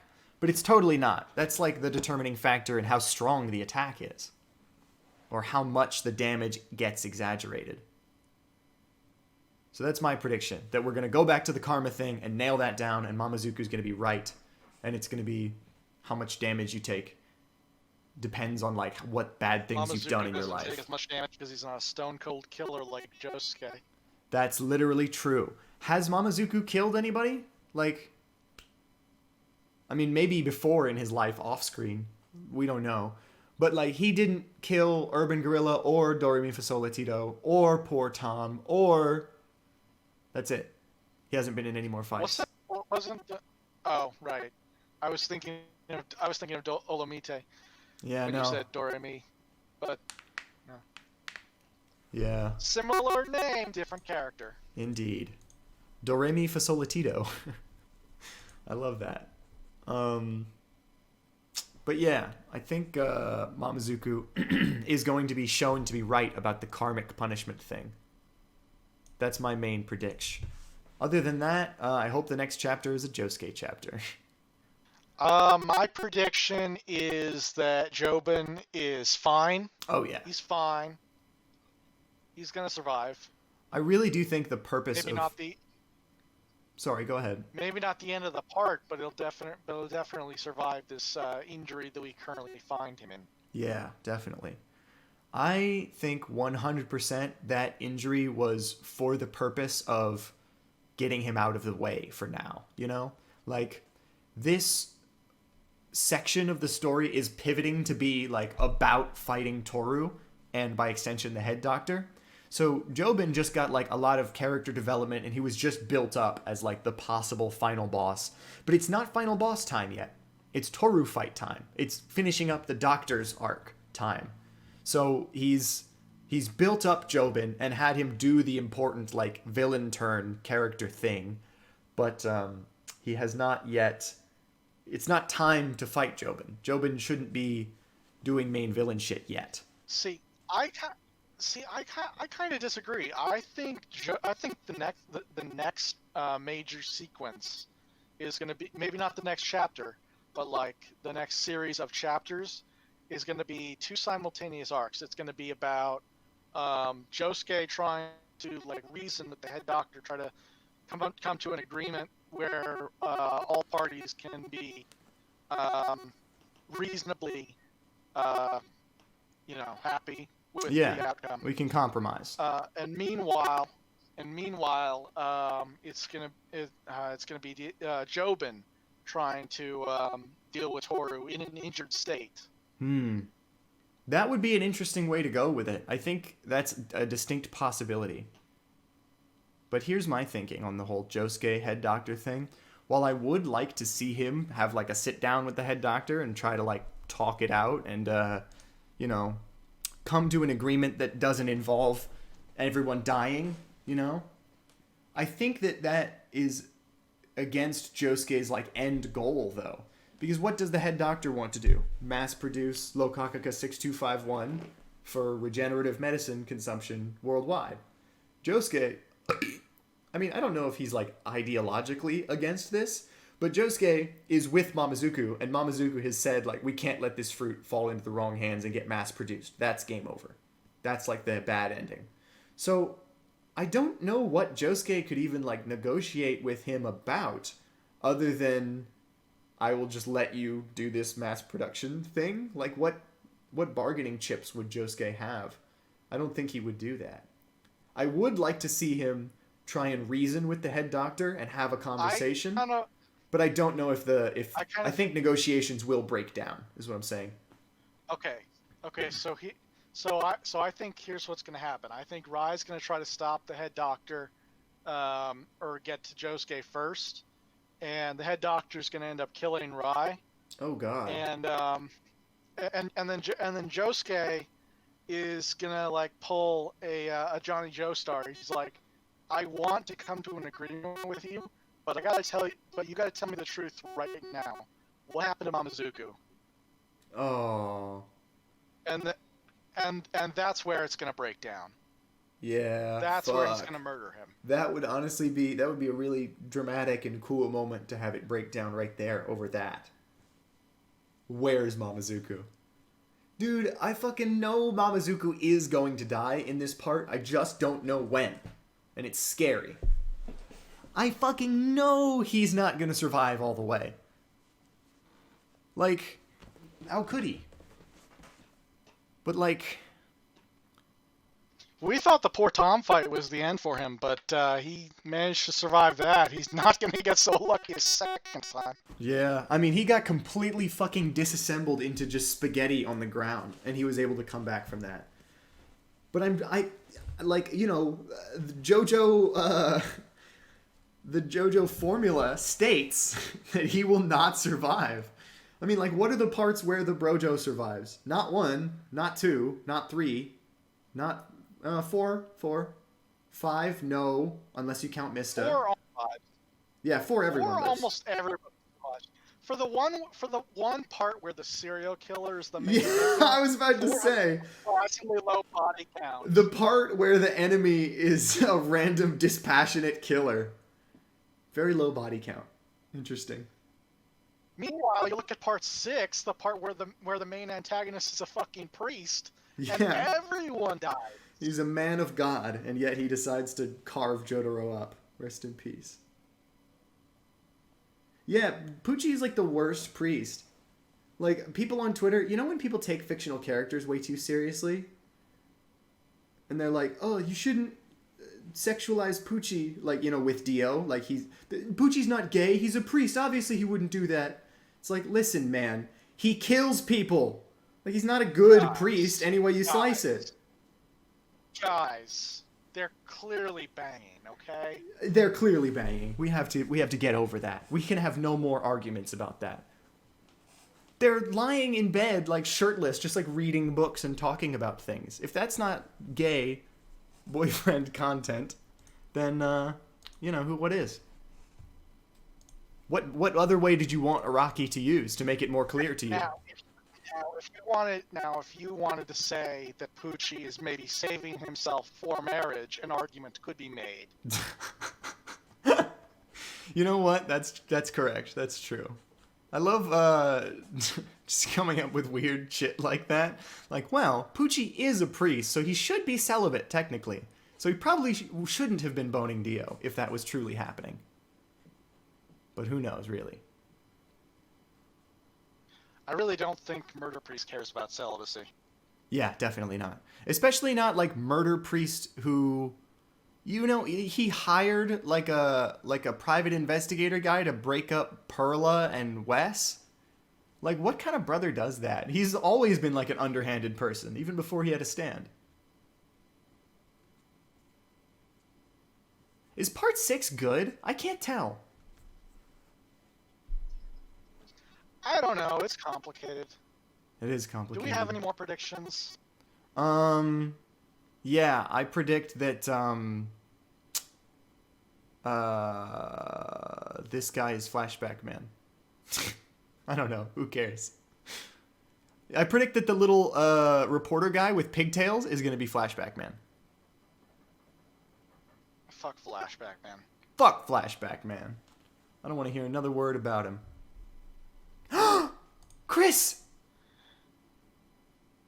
We went a whole episode without mentioning the Yotsuyu Yagiyama fight. I am a rock. Well, now we've gone and blown it. Well, fucking, it's my prerogative, man. I gotta bring it up every episode. It's the best goddamn fight. I didn't even want an episode to go by without mentioning it. Here, send somebody up on the ladder to go change the sign. Days since reference to Yotsuyu Yagiyama, 0. Alright, do we have any comments? So, the comment that we have, the one comment, the comment that proves that the squeaky wheel does in fact get to grease, or the version that I prefer, if you bitch long enough about something, eventually it'll happen. I'm interested to see what the comment is. Young said, next comment section review, can y'all answer, y'all can answer what are your favorite panels in the series? Oh, man. That's a great question. Well, the one that I've already mentioned several times that's like an all-time iconic panel from Jojolion specifically is the one right after the poor Tom fight when fucking... God damn it. While you're looking for that... Yeah, you go ahead and make it. I don't really have an answer for this question despite having more prep time than you. My favorite panels tend to be like the ones at the front of every chapter. You know, those are clearly the ones that have had the most work done on them. True. Or maybe like chapter, like the last panel in a chapter, like I don't know, was Giorno's I'm going to be a gangstar panel, was that I think that was that from the end of a chapter? I do not know off the top of my head. I would have to open up my part 5 manga type shit. Because this is one of my favorite panels in the whole series, but definitely a favorite from Jojolion. Here, Tsurugi with the cactus. This is tough for me to answer as like individual panels, but it's much easier for me as like if I think of them as like scenes. So like my favorite scene from part 7 is where Johnny is actually trying to reason with Valentine. Like oh yeah. And especially like Johnny's already like kind of fucked up at that point, and so is Valentine. They're both like exhausted and like it's a really tense situation. That's a great fucking scene. When he offers to give Gyro back to him. Heartbreaking. But yeah, You and I Defeated Everyone is one of my favorite panels in the whole series, but specifically from part 8. Yeah. Because it's just so sweet. I mean, it's like he's got Speed King behind him. You have Tsurugi like throwing the Paper Moon origami. It's great. I like the bad anatomy panels. Bad anatomy panels. Jonathan's big wind-up punch, Polnareff's lean. Yeah. The panels where clearly this thing could not happen. I like all of these panels of Jobin. Like, look at this. Jobin, I would say, is my favorite character to see illustrated. Like, whenever we get a really good Jobin panel, I'm salivating over that shit, you know? I love that. But I Refuse is probably top 5 easy. Yeah, I mean, in terms of single panels that are, like, endlessly iconic and quotable, this is a great Jobin panel. The famous Road Roller, even though I haven't actually read the Part 3 manga, you know, the Road Roller da. Mm-hmm. True. Well, so I have this, and then I also want to... This is the other one that comes to mind immediately, but I don't know if this is, like, really my all-time favorite sequence of panels, but...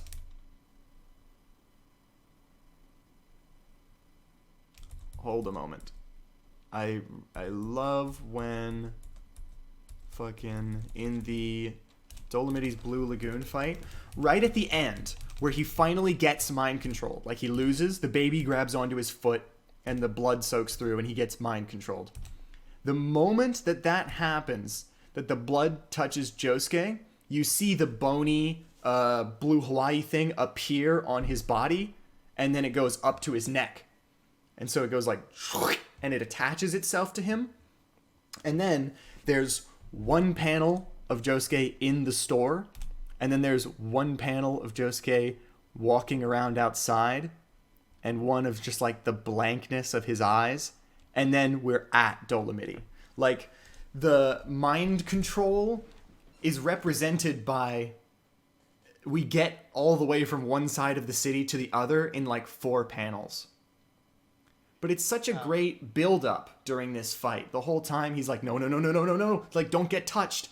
And then at the very end, it finally happens, and it's so dramatic. It's like, da.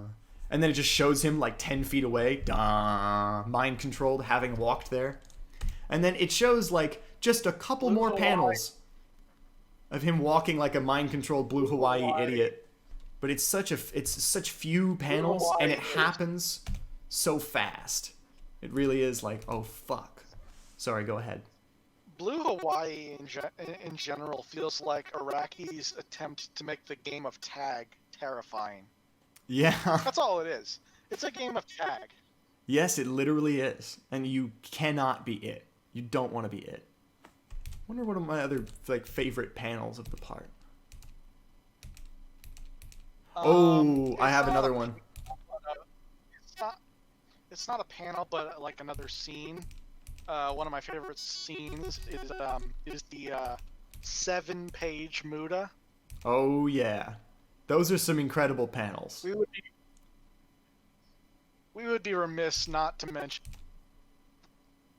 even though it's not technically what was asked. It's not one panel. It's definitely not one panel. Well, you know what though? If I were to choose like one page of Muda's to be my favorite, it would probably be the one where he says "re" and he's punching like upward.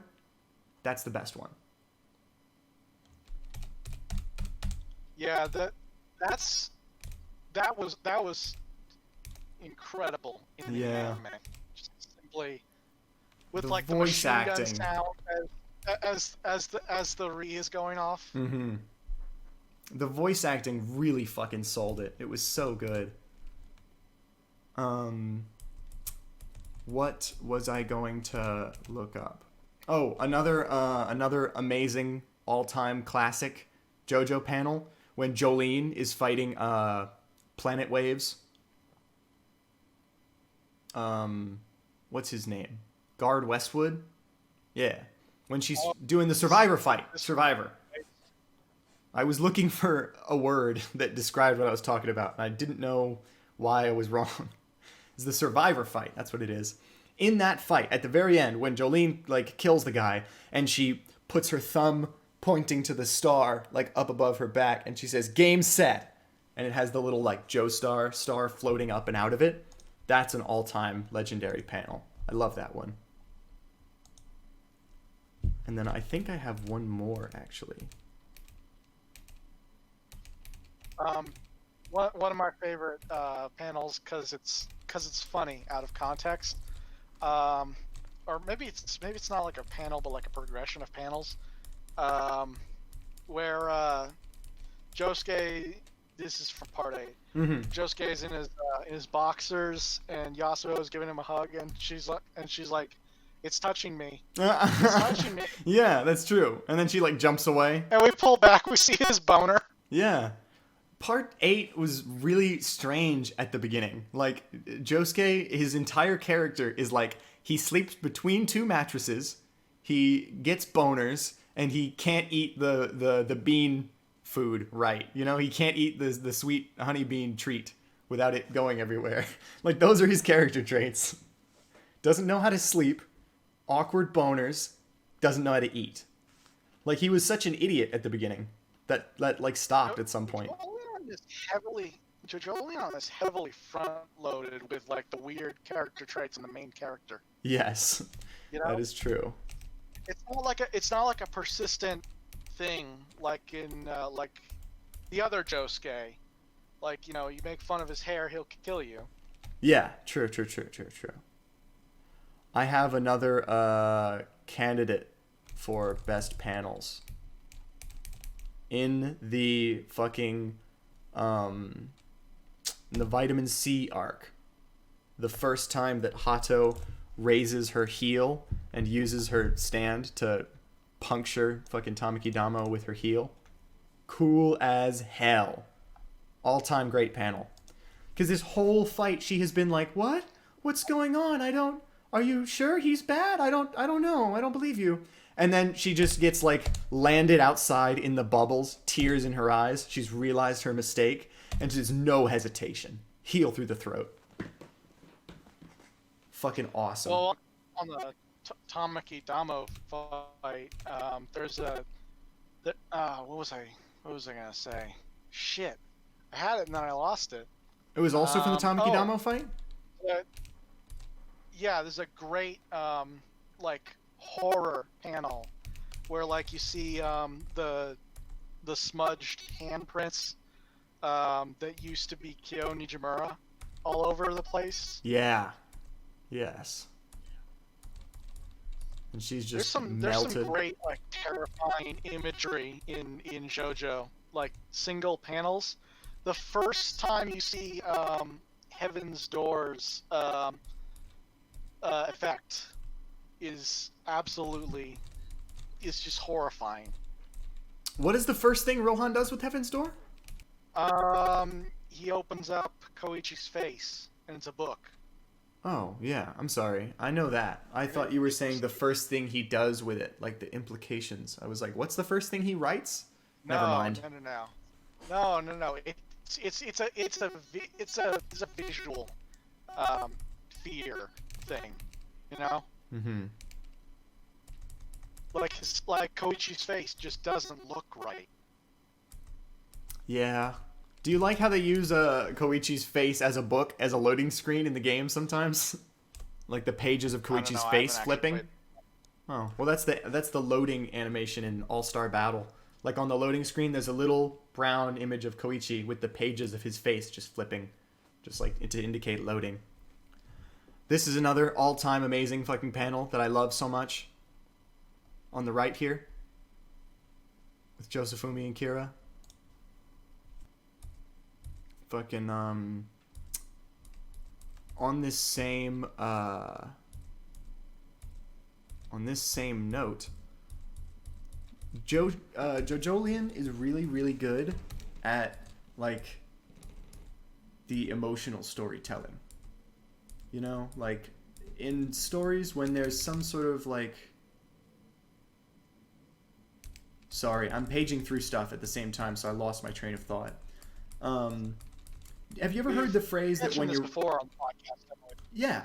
Have you ever heard the phrase that when you're writing a story, you shouldn't like waste things? You shouldn't waste your like your premises. Like let's say you have a story where at some point your character needs to get like kicked out of their house and then they go on an adventure. You shouldn't waste that.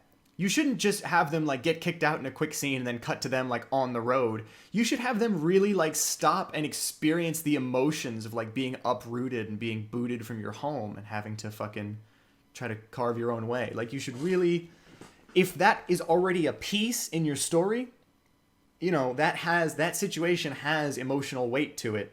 You should go there and give it that weight in the story as well as it would have like in real life. But a lot of the time, Jojo likes to skip through these things. But not Jojolion.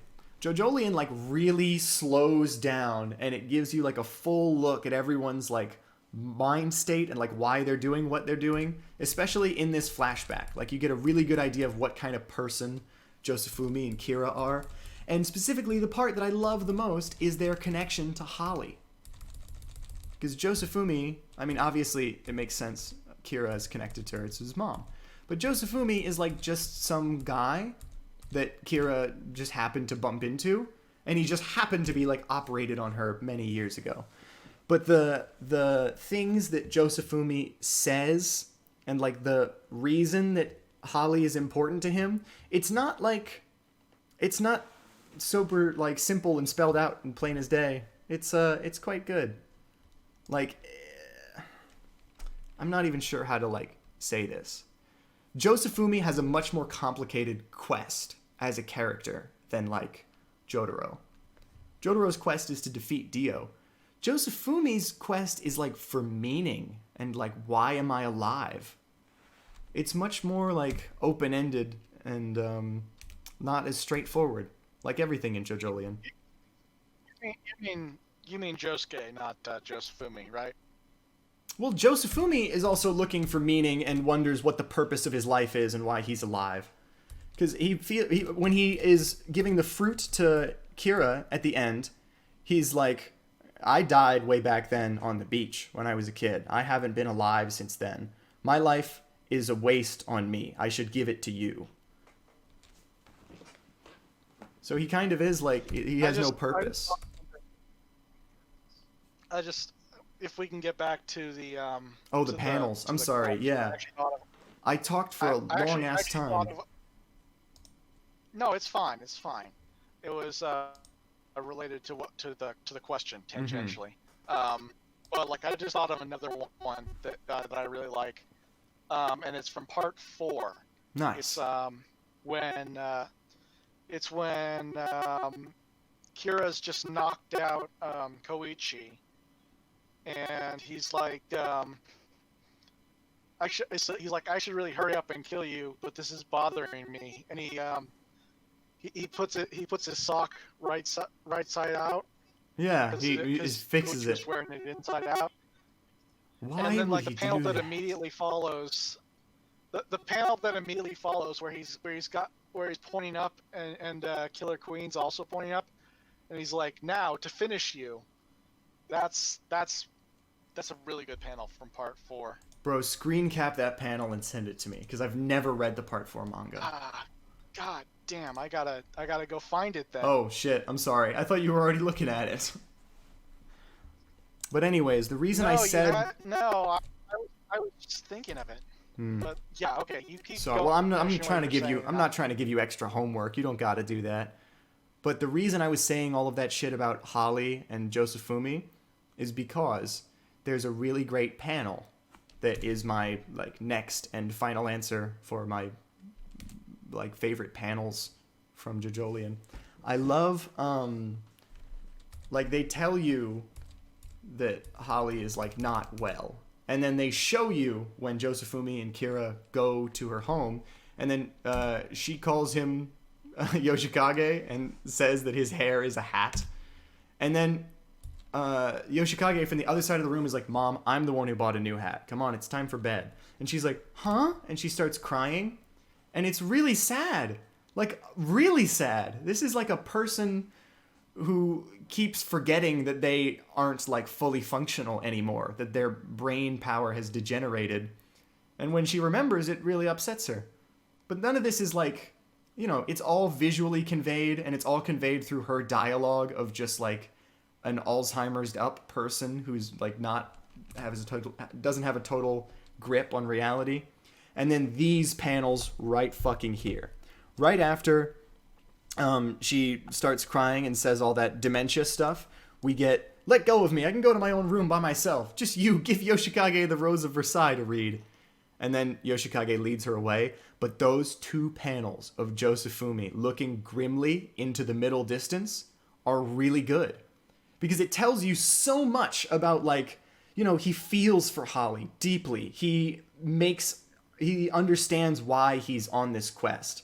He's like, I'm all in at this point. This woman saved me when I was a child. Like, she's more important to me than my own mother, who was a piece of shit. And, like, this is really tragic that she's in such a state. I'm fully all in on the mission. You can see him, like, commit to it in, like, a sad and grave way in these panels with no dialogue. So I love them. That's the point. Just 2 panels of Josefumi where he doesn't say shit. Gives us a lot about his character. And I think that's all the favorite panels that I have off the top of my head. I'm still looking for the thing. Oh, it's all good. I fucking barely even touched my coffee. I have like half a cup of cold coffee now that I made hours ago. But like, Yoshikage doesn't lead her to her room and then come back and sit down next to Josefumi and say like, hey, yeah, so her brain no work. Please continue with me on this adventure. He doesn't spell it out for him. We just see Josefumi looking into the distance, grimly, thinking about stuff. I like that.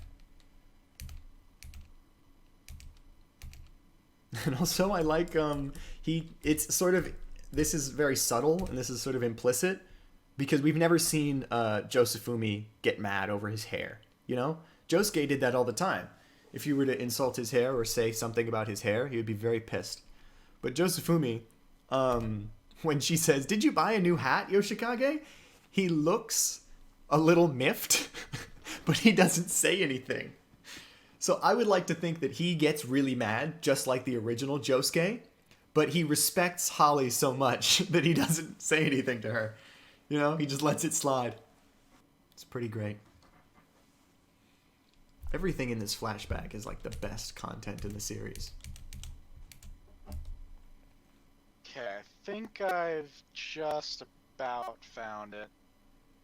I'm waiting on these pages to load. My internet is actually really slow right now. Yeah. I don't know if that's related to the robot thing, but it hasn't stopped happening. Like, it comes in and out. It's better and then worse, but it hasn't stopped. Well, thank you for the comment, Young. Okay. It's actually 2 pages. Oh, nice. All right. On the second page, the last panel is the one that I'm talking about. So here's the first page. Let me go into OBS and make sure this works. Oh, yes, but then it has to be like this. Yeah! Okay, so here's the first page where Kira looks at his fucking sock. This is bothering me. His sock is inside out. Did he really not notice? Yeah, and then he undonuts him, and Koichi falls to the ground. And then, next one. Damn it, I can't concentrate. I need to fix his sock first. Yeah, the one where he holds up the finger and Killer Queen is behind him mirroring the pose. That's pretty sick. That's a pretty great fucking panel. I also like that panel in part 5 where Giorno's hair is like fluttering in the wind and he has Gold Experience Requiem right next to him. To fully appreciate this panel, the context of this panel is like important because it's got a build up to that moment, and then he like tries to play it off all cool, where he's just having this OCD moment where he's like, I need you to be wearing your sock the right way before I kill you. That's so strange though, because like I experience OCD from time to time. I can't let things just be. I need them in like a specific order. It's a little compulsion. You feel like, I would literally feel better if that was just different. Like if those things were in a different order, it would just make me happier. But I don't know that like if I was killing someone, I would really care. Because like, look, you're donutting him. You're putting his physical form, which is like clean and perfect, made by God, like generated over time in this shape. You're making his physical form extremely messy by donutting him. So I feel like you're already casting order to the wind. With him, it matters even less than like the average serial killer, because after he's done, he'll just dissolve his body into nothing. Yeah. What the fuck? Very strange. Like the juxtaposition with like the previous panel, like, you know, he straightens up, he fixes his tie, he's like all better, and then he just goes into this crazy villain pose, like, now I'll kill you. Yeah, fucking. Dude, the entire sheer heart attack fight is so good. Oh, I found another panel that I really like. That's the best one ever. That's the most important one. Fucking Johnny with the dark determination in his eyes. You know what I mean? When he's got the little blue flames.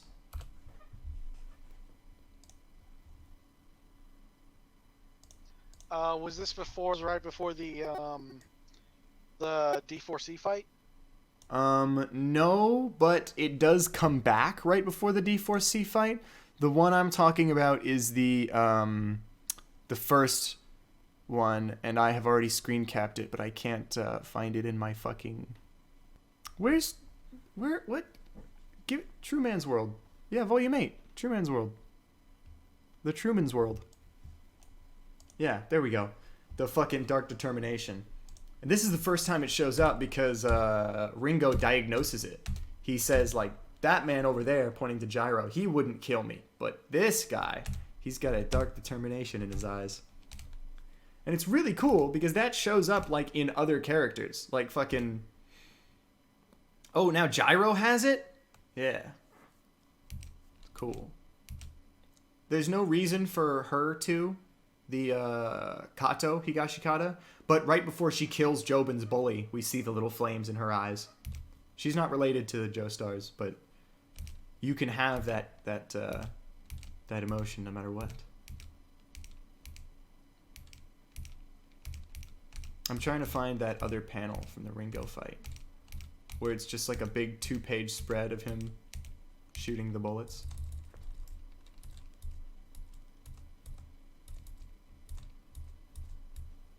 Oh no, that happens before.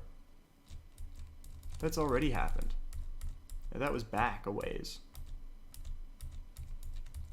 It's when he duels the Mexican man.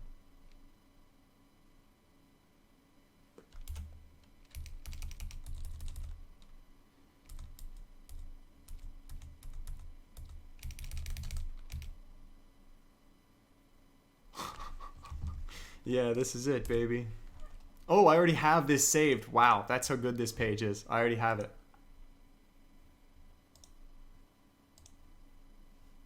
I'm not sure how many of these you're actually showing to the people.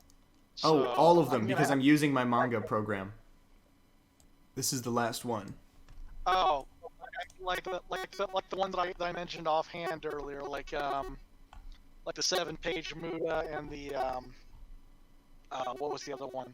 I mentioned something from part 6. I didn't show the 7-page Muda, and I didn't show the part 6 one, but the part 7 and 8 ones I have been moving to, and then also I showed you Akira one on the big screen. But everybody knows what the 7-page Muda is. I actually probably should have looked up the Jolene one, because the Jolene one's pretty great, and I think I already have it. Oh, no, man, you know what? I want to change my answer for the Jolene one. This. Where she's, the Foo Fighters fight, where she says stone free, and she holds out the strings in front of her. That's a great fucking Jolene panel. One of the best. That is pretty... Indeed. Alright, so... what else are we trying to cover in this episode? I feel like I've exhausted all my favorite panels. I think I didn't have a bonus bit for us this month. But if we've exhausted the content of the chapter proper, and if we're done talking about our favorite panels, I think we're just about wrapped. I guess so. Do you have any more predictions? When do you think Kyo Nijimura is going to come back? Like, what chapter number? That's an interesting question. We're in 97. We're on 97, yes. I'd say probably between 100 and 102. Yeah, that seems about good. I was going to say maybe a nice round chapter 100. That would be fun. That would be a really fun time to bring back a character that everyone thought was done and out of the story and useless. Or not everyone. Some of us have been paying attention, but, you know. Anyways, fucking... Do you remember when we made that bet about Purple Haze feedback? Vaguely. I think it was like... yeah. We bet $1. Said we... First episode, $1? Yeah. Before part 6... I'm pretty sure it was 1. I mean, I just looked it up in West the other day. I mean, it doesn't really matter. But the point is... I must have had the $10 bet with John then. Possibly. The point is, so motherfucking. Was, I said we'll get episode 1 of Part 6 before we get anything for Purple Haze feedback at all. And I said, I will accept this bet. Just because it would be fun. You know, we have a wager going. You know, could be entertaining. Let me, Is this going to be a new segment for the podcast, the Bet Watch? Man, what, I can't, oh, there we go. Okay. Here's what you said. On July 28th, 2019, and I'll move this over so everyone can read it. I will bet $1 to everyone in the server that we don't get anything animated for Purple Haze feedback before Stone Ocean's first episode. Any takers? Keep in mind that by accepting the bet, you'll agree to pay me $1 whole US if Stone Ocean episode 1 airs before anything PHF related. And I said, I shall accept this bet. And you said, okay, open the game. Open the game. And then you pinned the comment, leaving it for future generations to discover. And now here we are. But I would like to, man, I had an idea for a sister wager. We bet $1 on this other thing. What was that? It was a good idea. I think it was on Flashback Is this Man. something go-down related? Oh, there we go. I think it was. Because it would be fun to have a long-standing bet that isn't going to be resolved for a long time on something that's already a big mystery. Do you think Flashback Man is going to be somebody we've already met or somebody we haven't met yet? I mean, of course we've already met him, but I mean, like, is he a character in the story right now, or will he be introduced? What do you think? I think he's a character who's in the story. You think he's going to be a fusion or something? I think he's either going to be a redesign or a fusion. I think that it literally might be possible that Flashback Man's stand literally is like some sort of weird fourth dimensional, like, you are able to remember memories from other time periods. That would be nuts. Because, like, how could Josuke get that memory from the future? Maybe when he meets up with Flashback Man's stand does a thing that sends your memories back in time to you. That would be really specific and really weird, but, I mean, it would literally, it would explain it. What if Flashback Man's stand is a memory stand, and he meets Josuke and gives him his memories back? Like from being Josefumi and Kira. I mean, Young, on a prior episode, theorized that Flashback Man was the original design of Tomo Damaki, and honestly... You mean Damo Tamaki? Did I say Tomo Damaki? Yes. Well, you know, that guy. His name is Damo, like Damo Suzuki from the band that made Vitamin C. Oh, new song recommendation. Do you remember in the first episode, I told you to go listen to Soft and Wet and Weka Pipo? And then you did, and you were like, yeah, they're good. New song recommendation, Vitamin C by the band Can. Okay. Yeah, I'm going to post it. I will listen to that before the next episode. Yeah. Anyway, so what were you saying about Damo? Young was saying that that he believes that Flashback Man is the original design of Damo Tamaki. And it makes sense, given that he's a character that... it might be that Flashback Man... He's a character that Josefumi and Kira have both met. And it's possible that Flashback Man is from a memory that Josuke had as either one of them. Right, true. And the reason that he sees himself as Josuke in that memory is, I guess, just projection. Just that's what he looks like currently, so that's how he appears to himself in his memories. You don't see yourself in memories. Memories are in first person. Well, that's true. Probably even more so then. It's just for the audience to visualize that that's Josuke there. Because Josuke wouldn't be visualizing himself in his own memories. That's right. Oh man. So yeah, I think Flashback Man is either Damo Tamaki or he's a fusion of Norisuke and Jobin. Yeah, I would honestly really like to see the Norisuke Jobin fusion. That would be fun. But I really do think that he's gonna be like, I don't know, man. I honestly kind of wish that he had been explained already. I wish just one of the Damo Tamaki group guys looked like him, and it was just explained as like, oh, one memory from when Josuke was Josefumi and Kira on the boat seeped back in, but just one. That's it. It's a very easy explanation. He's just a guy who works with the Damo group, and he had one memory seep back in. But the reason Araki didn't do that is because he has something else planned that's more complicated and weirder. So I guess I do want to see that instead, not the basic explanation. If it's supposed to be Damo, then we won't know until the anime in 86 years. Yeah. I wonder if somebody will ask Araki a question about it in an interview.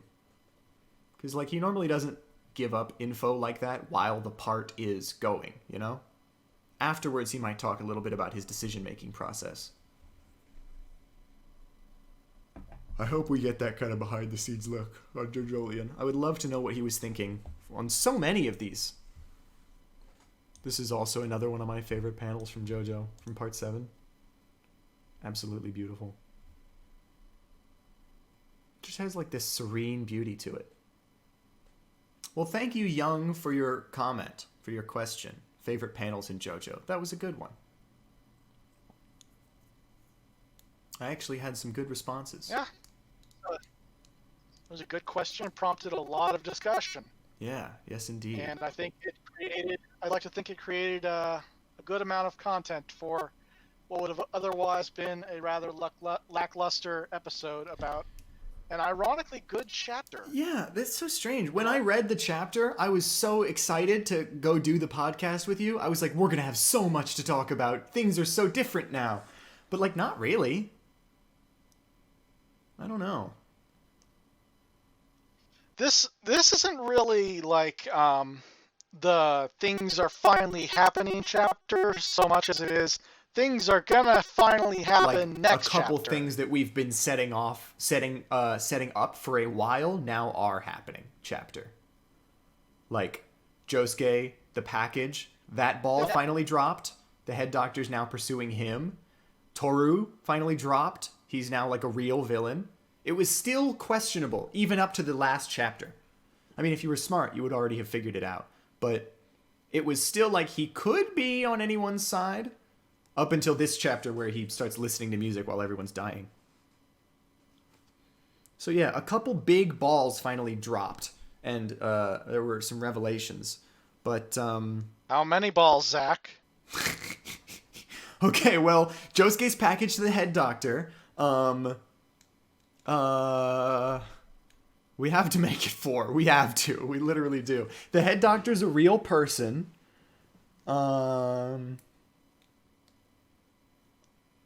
Yeah, I don't fucking know. Well, less that he's a real person, and more that we know where he is now. Oh yeah, for sure. Because we knew he was somewhat real before. There had to be at least one real one. But now we know where the real one is and what his goals are. Toru is evil. We've been new. But we now at least know a little bit more about the dynamic between the two stands. Also, if Josuke and Yasuo get married and have a kid and continue the Joestar bloodline, who is Josuke's kid gonna look like? Whose nut is he gonna use? Because it's not like their nuts formed together into 2 balls. Then it would be a perfect mixture of their genetic material. He's got all 4 balls down there. I hope that Part 9 has, twins. That would be kind of cool. Two twins, each with a Joe name. Yeah, but they don't. Neither of them have a second Joe, so they can only be Jojo together. I like it. That would actually be a really fun, like new way of doing things, like a good way to switch up the formula. Because you know how in JoJo when you have enemy stand user teams, and it's like, oh, we're heightening the tension of the action. Now there's going to be 2 enemy teams at once. You know, or not 2 enemy teams. There's going to be 2 enemy stand users at once on a team. It would be fun to have a part where the main characters are 2 people who like don't stand a chance on their own, but need to team combo in order to like actually stand a chance. I'm not sure if like if it would be necessary to just always have them doing team fights. Like you could just have like 2 fraternal twins, right? Mm-hmm. With like a good standability in its own right for both of them. Oh, like they share one stand? No. Like each of them has their own stand. True. Well, either way, we would get some. The twin aspect is the name. Yeah. Joe and Joe. I fucking what was I gonna say? Damn it.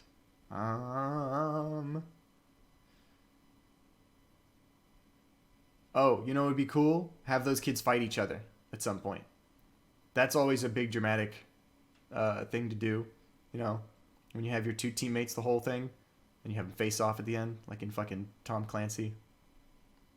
JoJo never does that. JoJo never has like your best friend the whole part betray you at the end. Araki treats friendships as like sacred.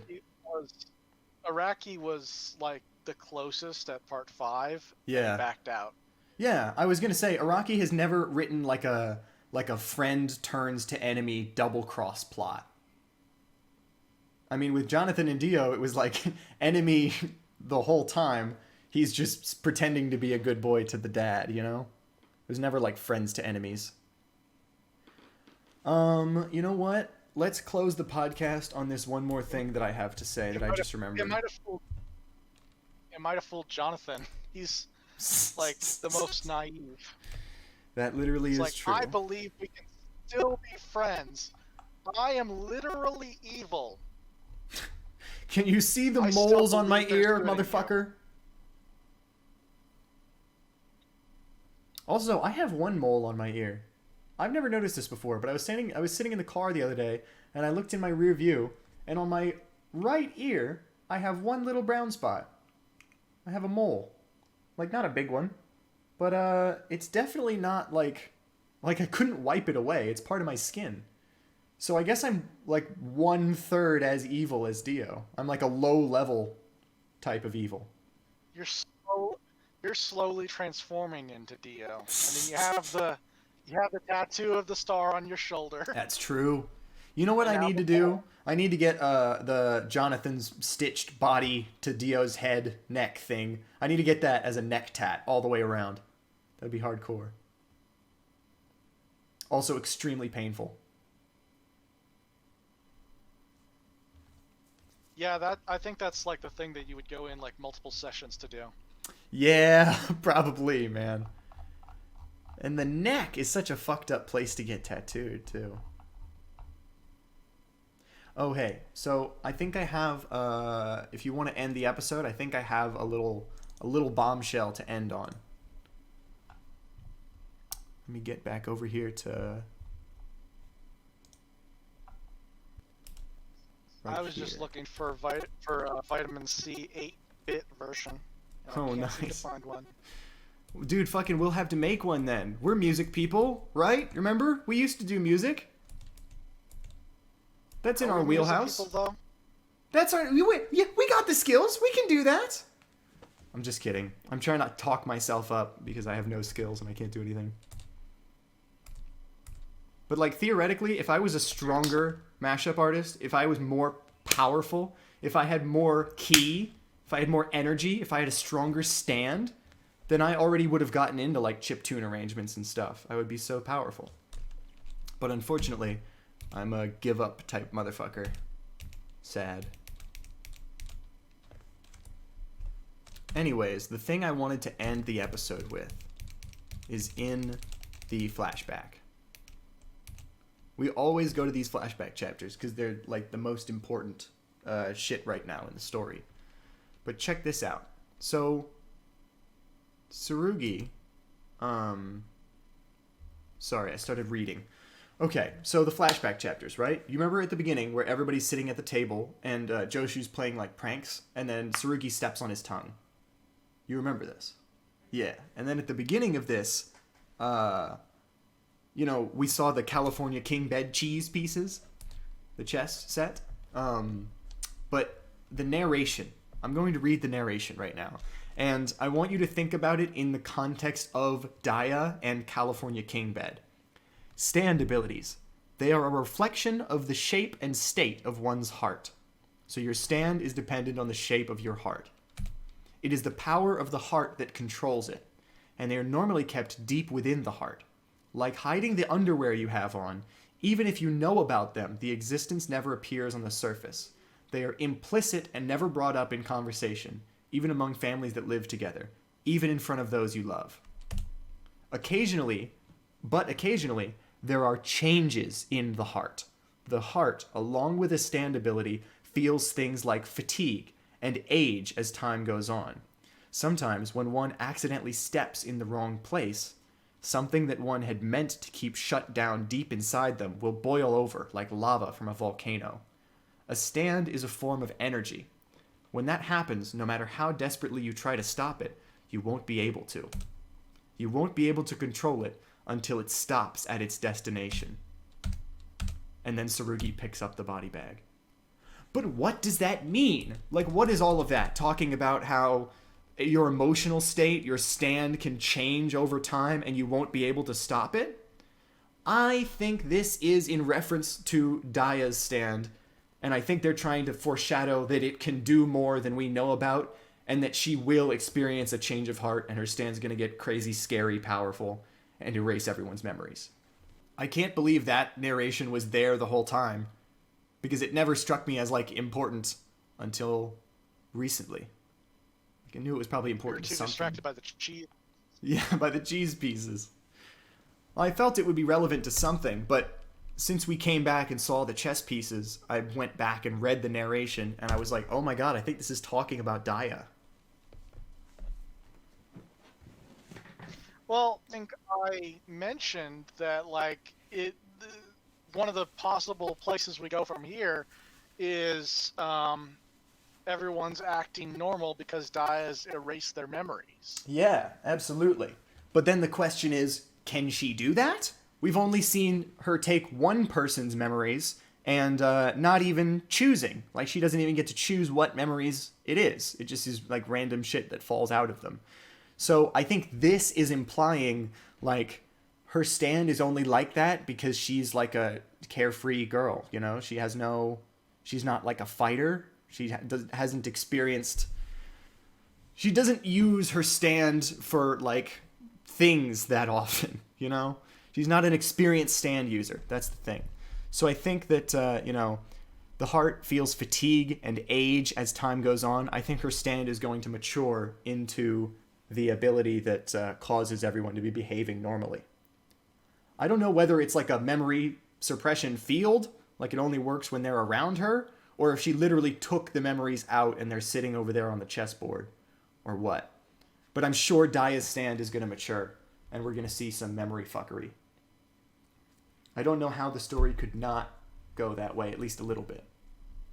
Do you think it'll have a new form, or will it just be an expanded upon the ability that's already there? I don't know if it will have a new design. I think no, specifically because there's so many stands already that we don't know the name and design of. Like Toru's stand, we don't know the name. Head Doctor's stand, we don't know the name or the design. Kato's stand, don't know the name or the design. I'm asking if you think this is Bites the Dust or Act 2. Oh man, good question. You know what? I think it's Bites the Dust. Act 2 implies, like... implies that this is like a progression type stand, and her stand was always supposed to progress this way. I think it's more like bites the dust, which is brought on by Kira's like sheer desperation after making an enormous mistake he can't come back from. The arrow chooses him like based on that feeling and that emotion, that situation. Yeah, that makes sense. All the acts they level up in a moment of personal growth. Yes, that's true. And when I say all, I mean both, because there are two. Yeah. But you know what? I feel like he doesn't really need to do the axe stand thing anymore. Like, I feel like he's done it. He did it with Koichi. It was kind of cool. He did it with Johnny and perfected it. I don't know if it would be, like, as awesome to do it again. And with a side character, no less. Yeah, I think he brought the concept to its, like, conclusion with Jonathan. Or not Jonathan, Johnny, sorry.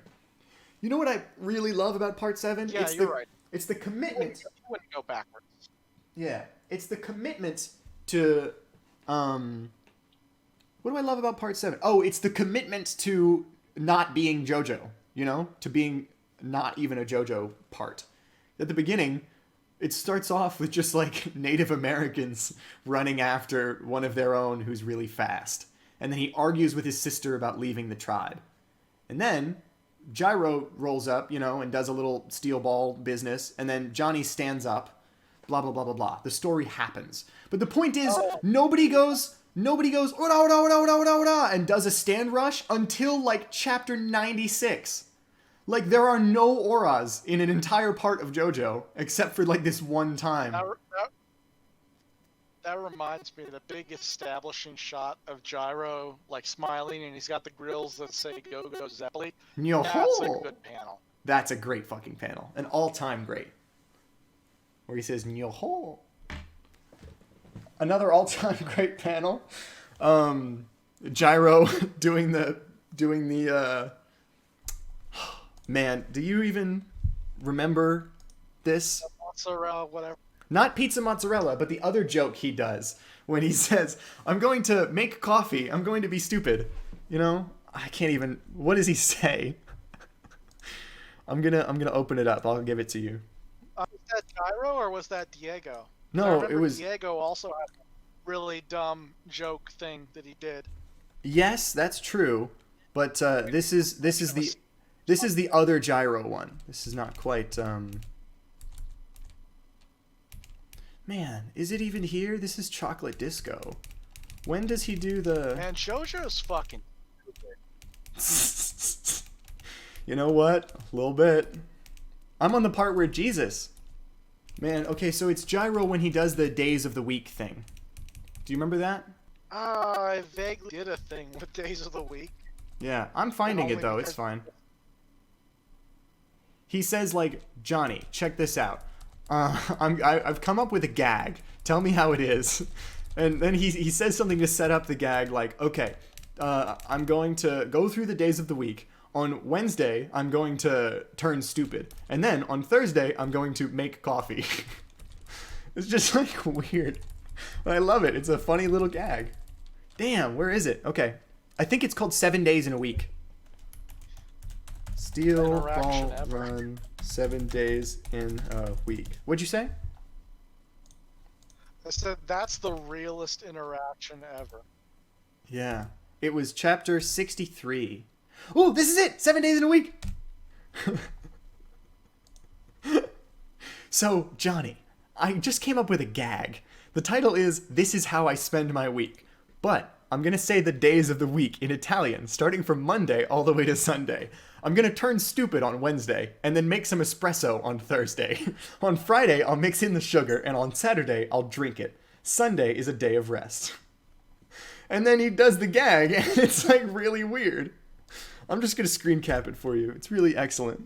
I love this entire fucking thing. This is, like, the best chapter of Steel Ball Run. It's like 4 pages long. Here, this is page 1. Here's page 2. But look at the stupid shit that he does with his hair. Like, that's the whole gag. Is that he's using his hair to create little objects and pretending to stir espresso. And then he says, Domenica, Sunday. He lays down. My favorite part of this whole thing is the last page. Johnny looks just like nonplussed, and then he starts taking notes. And then he says, wow, that was awesome. It seemed like you were really happy, like you started to lose track of time. And Gyro says, right? Once you finish writing it down, we'll head on our way. Like, he's so impressed with his own weird, shitty bit. And he's like, Johnny, write that down. It's great. I just love the dynamic between these two. And the panel of Gyro suddenly going from, like, horrible, disgusting, hilarious to just, like, cute little sleeping Gyro. It's great. These are my favorite panels in the whole series. I changed my mind. I changed my answer. This is going to be fun to watch. Yeah. When it's animated. Yeah, definitely. In fucking 2077. Alright, well, fucking, do you want to stop doing the episode now? Yeah. Yeah, me too. Yeah, I do. Listener, would you like to stop listening to the episode now? Oh, you would? That's great. That's perfect. That works for us. Fucking see you next month. Leave us more comments. Peace.